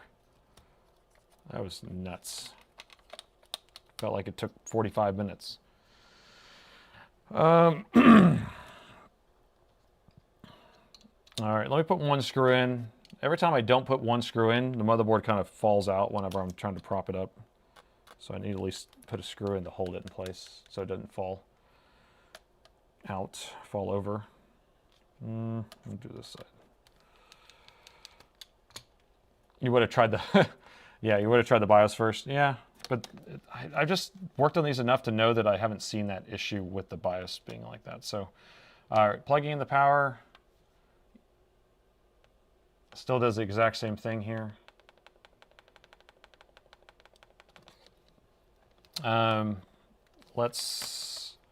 Before we do anything else, I just want to see what power rails we have up and running. Actually, we'll just measure it right here.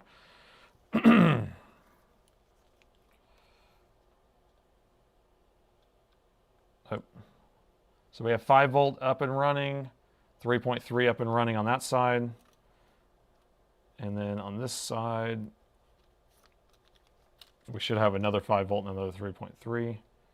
5 volt, or 3.3, 5 volts. So the fact that we have 5 volt and 3.3 up and running, and if I didn't see that BIOS flash thing, then I would say it's a BIOS issue.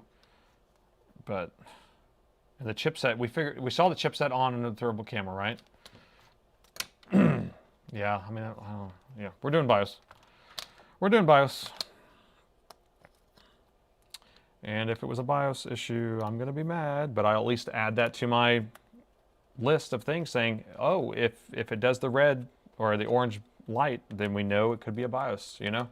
You don't know until you know, right? It's not like, it's all experience. So there is plenty of times that I've wasted time. And, you know, that's the way it works. So our BIOS chip is located on the back of the board here. And it is a 256 or an R256 JV. So let's get that extracted and then we will write a new one on there. Do we think it's going to be a BIOS issue? Cast your votes. So let's see, what view should we do for this? We do the split screen view. It doesn't have the chat on there, but at least I have a different view. I don't know.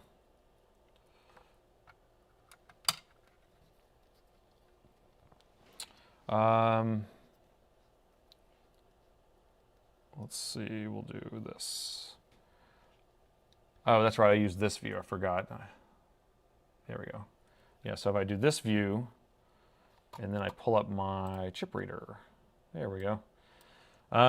So we're going to hold this onto the chip, if I can find the chip. I'm going to hold this onto the chip and press down and try to detect it.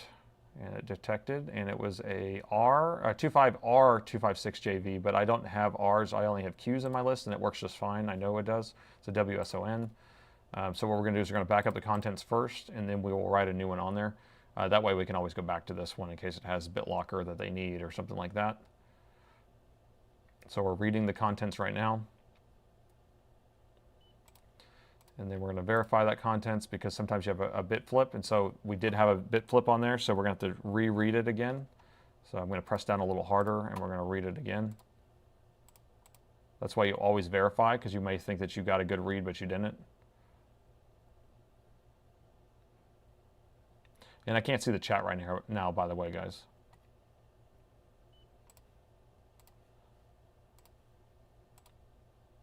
Okay, we're getting another bit flip, so I'm going to slow down our reading. We're going to go down to 15.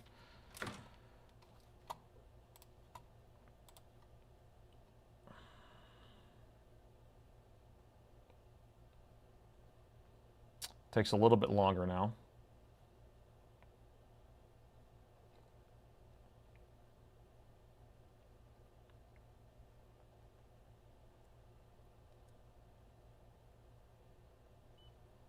And verify. It should be good now. Still having an issue. Okay, so what is going on with this? So I'm going to hit these with this, hit the connections here on the chip with a soldering iron just to make them fresh. So fresh and so clean, clean. Or we have to pull the chip off, which is just another thing to do, which I don't want to do right now. So we're just going to reflow these spots because that's where the chip reader is touching.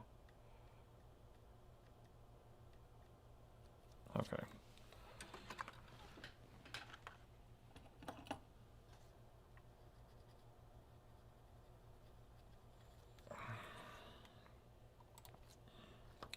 All right, we'll try it again.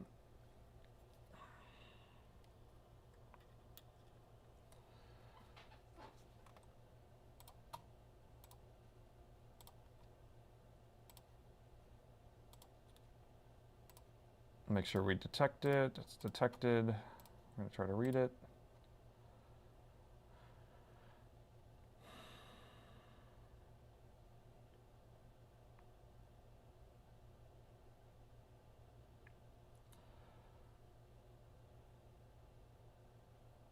Sometimes I have issue on boards that you just have to pull the chip off.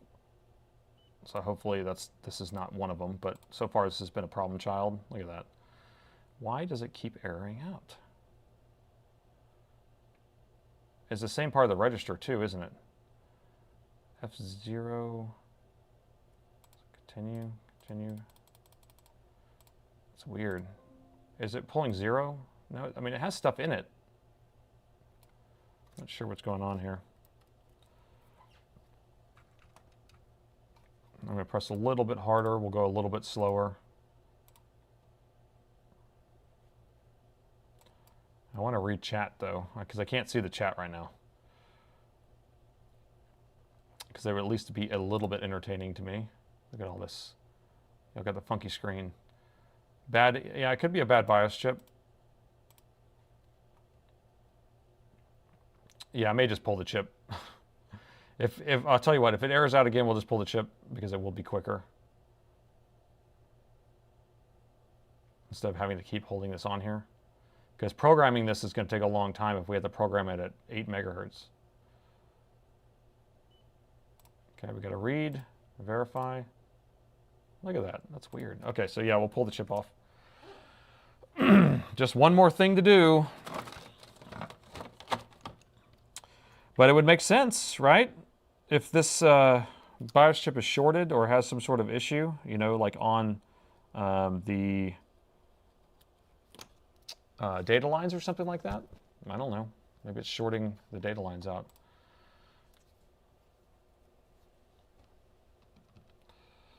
Yeah, I'm not catching a break tonight, I can tell you that. Yeah, last week, what did we do? We fixed 3, and this week, we fixed 0. Well, that's fun.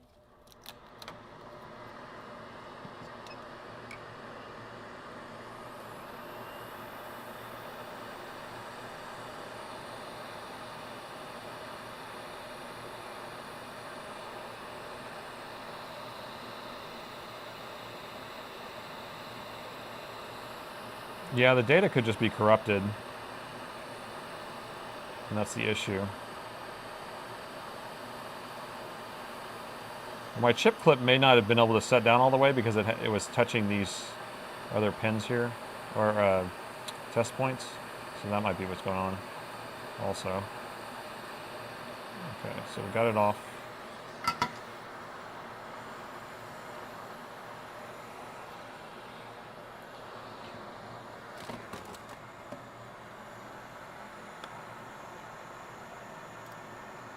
So I will put it in our one of these little chip readers, like this. And it just installs. Oop.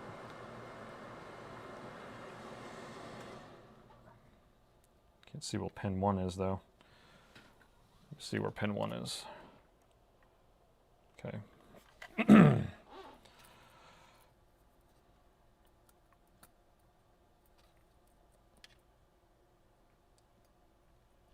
So I'm installing it into the holder like that. And press it down. Okay.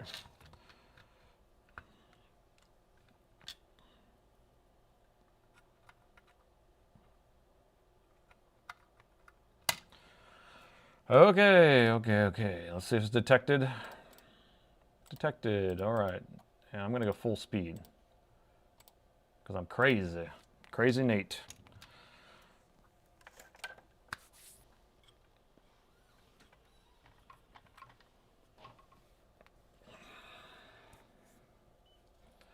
All right, verify. Okay, cool. Yeah, we had a live stream a while back that it would always crash or on verifying every single time at the same spot. So we had a bad BIOS chip. But this one's good. It just wasn't reading right. Okay, so we're going to save this information and just back it up into a customer's backup folder. And their ticket is I'll have to put it under their ticket number.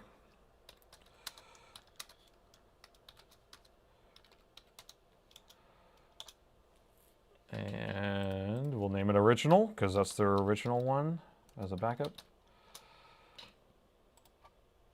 Done. All right, so now I need to find one that I've already done before. That makes it a little easier. See if I have one in here. I don't. Great. All right, so guys, I'm either going to make one or we're going to download one from Bad Caps, and I think we're going to go get one from Bad Caps and see if they have one actually. They may or may not. We don't know. So we got 12 viewers on Twitch. Hey guys, we're going to Bad Caps. Where's Bad Caps at? There it is.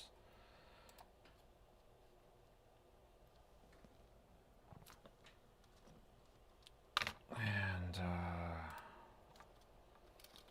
9710 BIOS. So if you're on Bad Caps, you can just search for this. You'll see people putting their stuff up there. So this says, here, can you fix this? Here's the original one. Someone says try, and then we get an answer back. Thanks for the help. The dump currently, laptop's completely dead. So we're just trying to find one that says 100% working. Dump 100% working. So there's a dump 100% working, and then somebody will usually say that they fixed it and it's working. Huh. So let's download this dump, but I don't know, we're gonna have to figure out if it has a clean ME or not. But if we know we have a good working one, then we can open it.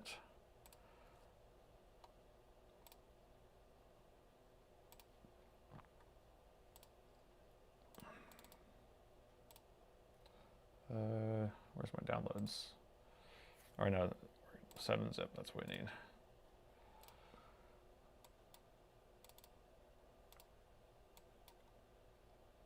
Okay, so they call this dump. I like it being called something real, right? So I'm going to call it bad caps. Dump, just to be sure, and then we need to see if it has a clean ME on it. The way to do that is we're going to be running a, let's see, ME tool, ME analyzer on it.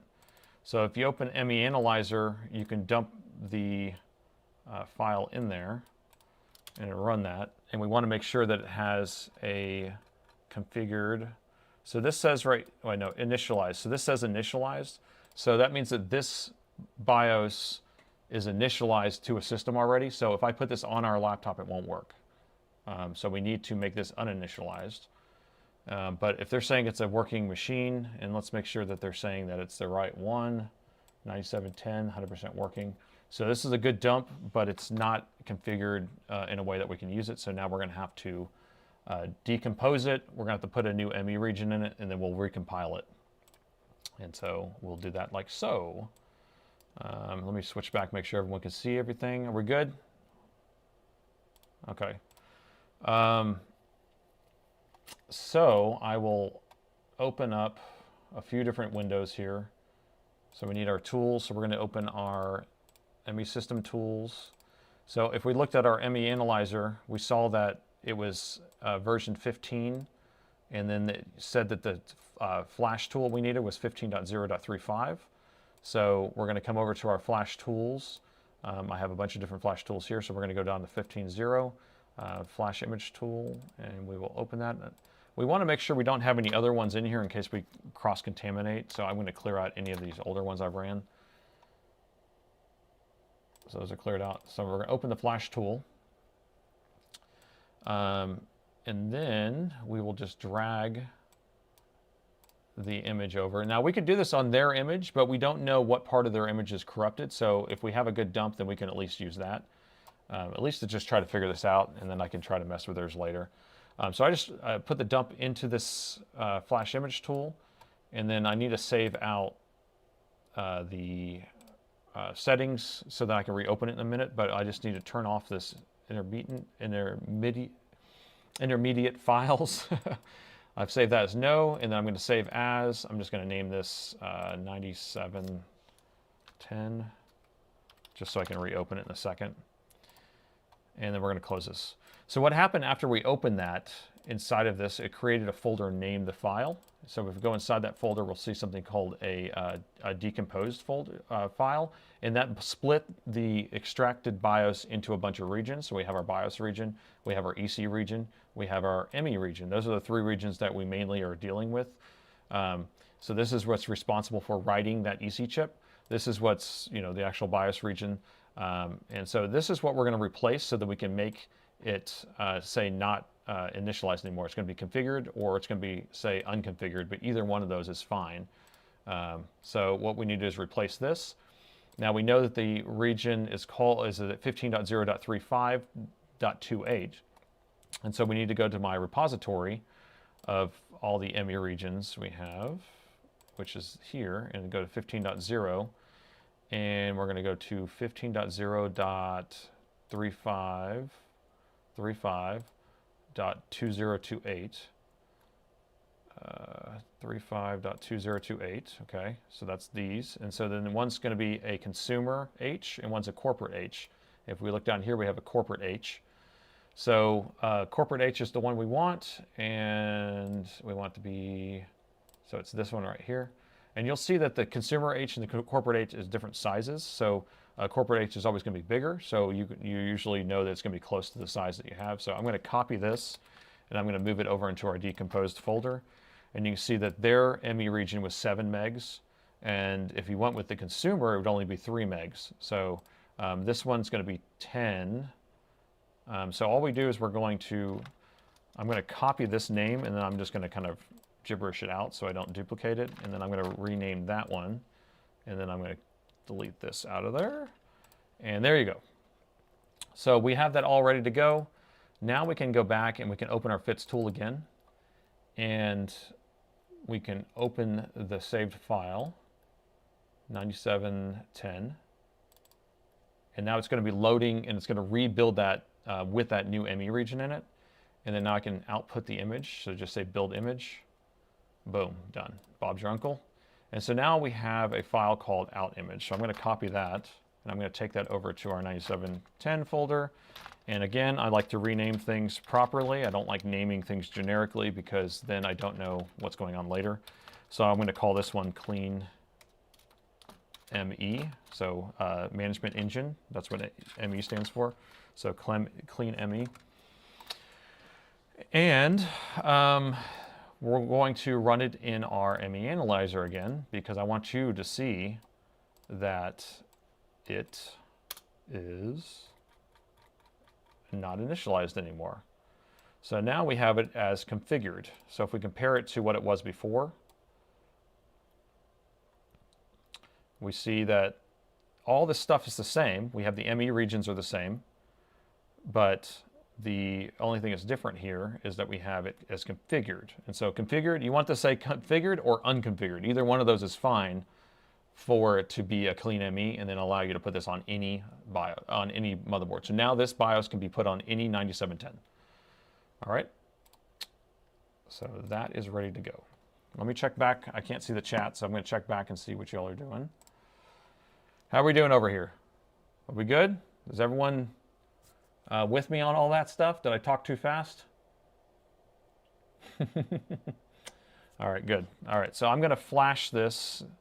Heck yeah, all right. I like it. I like the enthusiasm. And so we could do that same process, you know how we just did the ME region. So if you wanted to extract the BIOS and actually put a new BIOS region in, you could do it that way too. And you can also put in a new EC region in that way too, okay? So while it's extracted or decomposed, you can go through and replace those regions and then rebuild it. So the EC area of that BIOS should be fine because that was a good dump, they said. So all we need to do is just change the ME region. So we're going to go back to our view where I can't see what y'all are doing. But we are going to, let me turn those views back on. And we are going to load this in here, load. And this is our new one, right? 9710 clean ME. Now this is going to have their BIOS, their service tag of whatever the dump is still in here. And that's a different process if we want to clear out the service tag, but I'm not dealing with that right now. All we're trying to do is just get something working. So now we loaded it, now we're just going to program that. And so while that's going, I'm going to just let that run. I'm going to switch back to our chat screen just so I can see what we're doing here.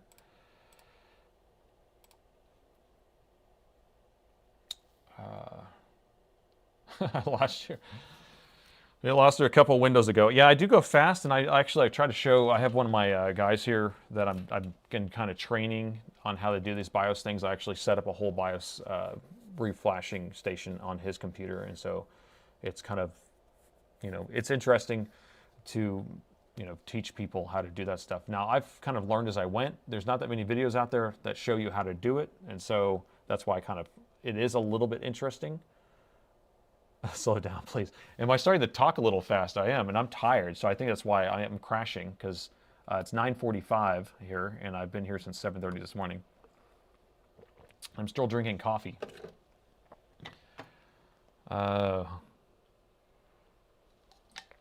Yes, I need a second monitor, but my station has all these cubbies up here, and I need to actually rebuild this whole station so I have multiple monitors. Right now I only have one monitor for all this stuff. Let's check back and see if it's programmed.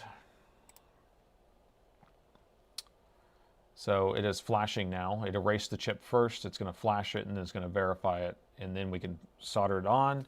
And I'm going to tell you right now, if it doesn't work, I'm going home, and I'll deal with it in the morning. So, and it will be a sad day. So we're at 74%, 85.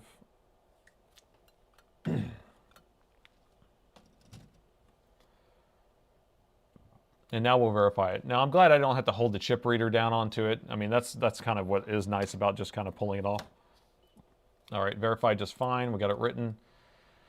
So now we can go back and solder it on.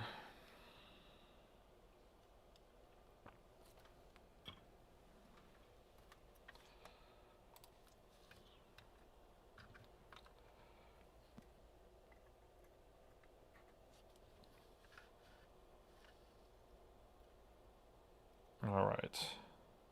I wonder if my Twitch viewers are still with me. I'm sure, like, mostly Twitch people are just watching video games, right? I never go on Twitch. I mean, I watch chess on Twitch sometimes, but that's about it. So I don't really know much about it. And it was even hard to find a category to put this Twitch stream into.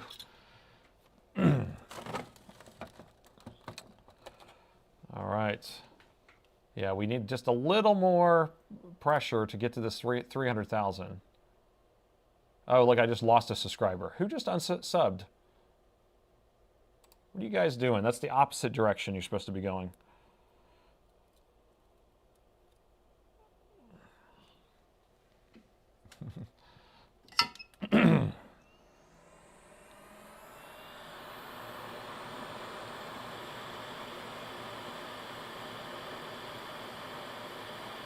Oh, you watch some scammer payback on Twitch. Oh, okay, that's cool. I didn't know that.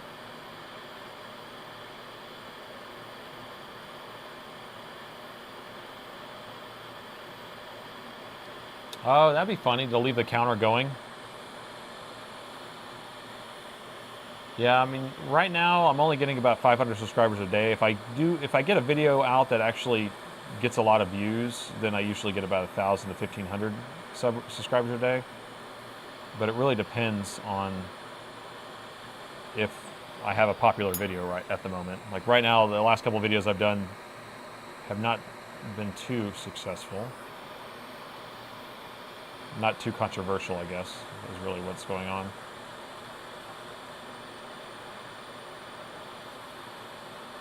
Okay. I didn't have you guys vote. Oh yeah, someone needs to send a raid over, right? Here, I'm gonna look at what we have going on Twitch real quick. I just want to see. We got 11 people on Twitch. Hey guys. And we got plenty of chats and follows. We got 52 followers now, so we're actually building a Twitch community. I don't know how long it takes to build a Twitch community, but every Wednesday at 6 p.m. Central, guys, you can watch me do a board repair live. And we never know what we're going to get into. But if you want to participate in all the voting and all that stuff and all the polls, then we do that on YouTube. Okay, so board's cleaned up. And so remember, if I plug it in, it starts pulling current, we win. If it doesn't, we lose. That's it. So here we go. I'm going to plug it in. The board's still hot. Hold on, let me cool it off a little bit more. Yeah, we need a little more subscribers, guys. We need 300,000. It's starting to go up a little bit. It's spiked every time. Okay, lobster roll, please. Okay, so we're cooled off. I'm going to plug it in. Keep an eye on the power meter right here. If this power's on, then we win.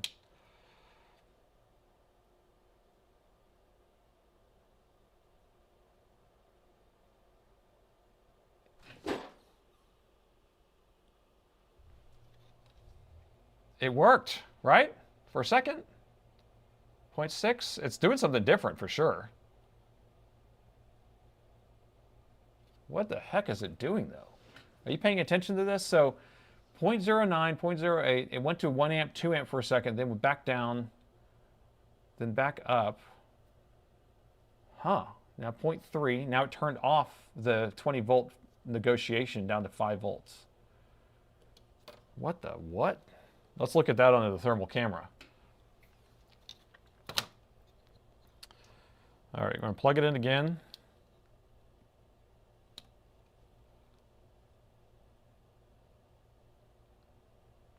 .07, 0.1. CPU on. It's hot. Turned off. Maybe the CPU got too hot. Let me put a heatsink on it.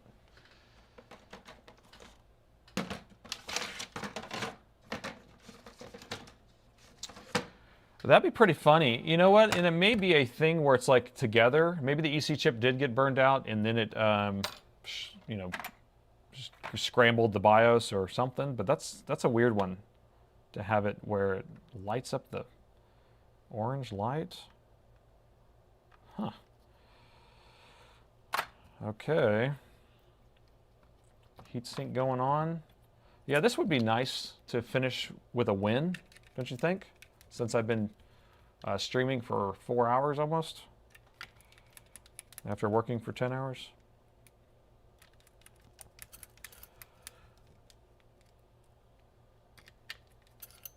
All right.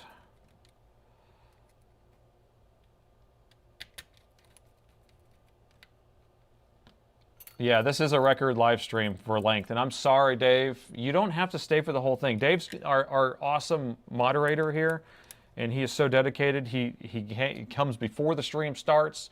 It starts, you know, getting people all excited, and is staying for the whole thing. So, I mean, Dave, are you going to send in that motherboard that I can work on? He's working on something, and I told him I'd work on it no charge, and we'll do it on live stream and see if we can get it figured out. Let's put some RAM in this thing. I'm kind of excited here, but I'm also kind of irritated that I didn't flash the BIOS first. You live and you learn. Okay, so heatsink is on there, so now we can actually look at it again and see if it spikes and then stays on. That's what we want. All right, 0.09, is it going to jump to an amp? So we got an amp, 2 amps, and it's staying on, so it didn't overheat. I think we have a winner. I think we have a winner. I think we have a winner.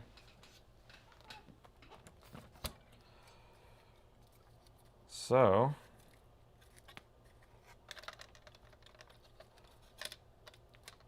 I can go home on a high note, right? Like a George Costanza, right?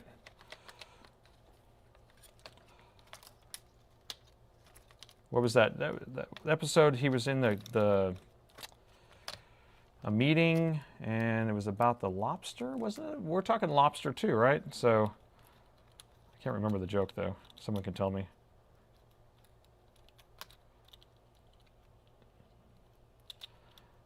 Yes, I'll say it when it turns on. If I get a screen, I will say it. All right, I promise.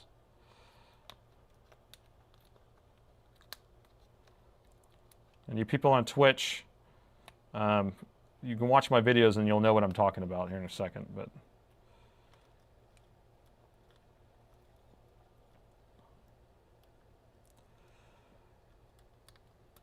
okay, that's hooked up, that's hooked up, that's enough stuff. Let's put a screw in so it doesn't fall out when I open it up.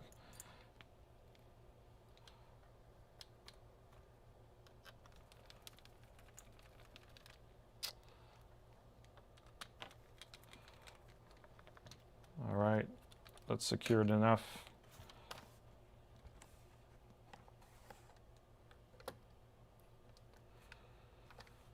All right. If this thing turns on, everyone subscribes. All right, here we go. I got it plugged in, 0.03, 0.07. Got a Dell screen. And I'm going to wait until we get to the BIOS because sometimes it will hang on this, so we need to let it sit here for a second. But that subscriber count should be flying up, I can tell you that right now. Come on. We're waiting for it to say secured by Dell BIOS up here at the top. And we got a flash here on the front. It's a 1, 2, 1, 2, 3. 1, 2, 1, 2, 3. 2, 3 is a memory issue.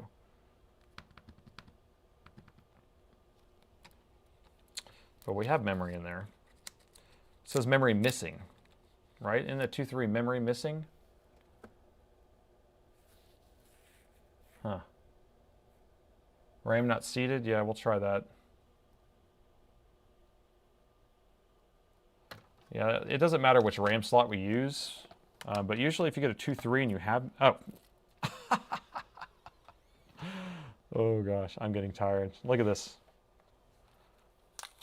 Look at that installation job.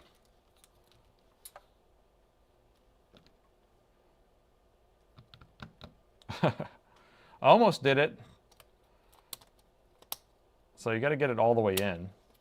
There you go. Now that's what 14 hours of work does.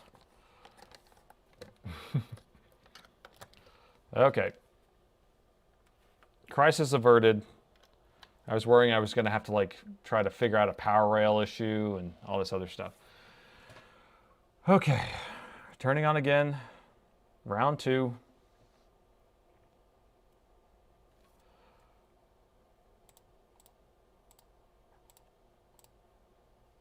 Hey, we got 16 viewers on Twitch now. All right, that turned off. That's good. So we want to come back on. This is exactly what we want. 3 amps now, 4 amps. And it turns off, and it should come back on one more time. This is right now, so it's programming the EC chip. This is what we want. I saved another laptop! Yay! Okay. Whew. That was good. Okay, so that was very, very eventful. And I'm exhausted. I can tell you that. I said the thing, yes. And this is really my voice. Well, I'm glad that we saved that laptop. All the donations tonight, I appreciate all of you. All it's going to go to the 2 different laptops that we worked on. I'm not going to keep any of it. I'm going to give it to the actual customers. Thank DIY Dave for staying with us all night long and taking care of everything. I want to thank Twitch for joining in, and I do this every single week, 6 p.m. Central on Wednesdays. So we're on YouTube. We actually have all the voting, and you get to vote on which laptop I work on. I don't look at these laptops ahead of time. I have no idea what's going on with them, and we figure it out together. So we never really know how these are going to go. Sometimes someone will chat in and say, hey, my laptop's there, and I go grab it off the shelf and we work on it. So it's always great. Kev, thanks for the donation. Anyway, I'm exhausted. I've been here for more than 14 hours, and I am going to go home, and I appreciate each and every single one of you, and thanks for watching. I saved another laptop!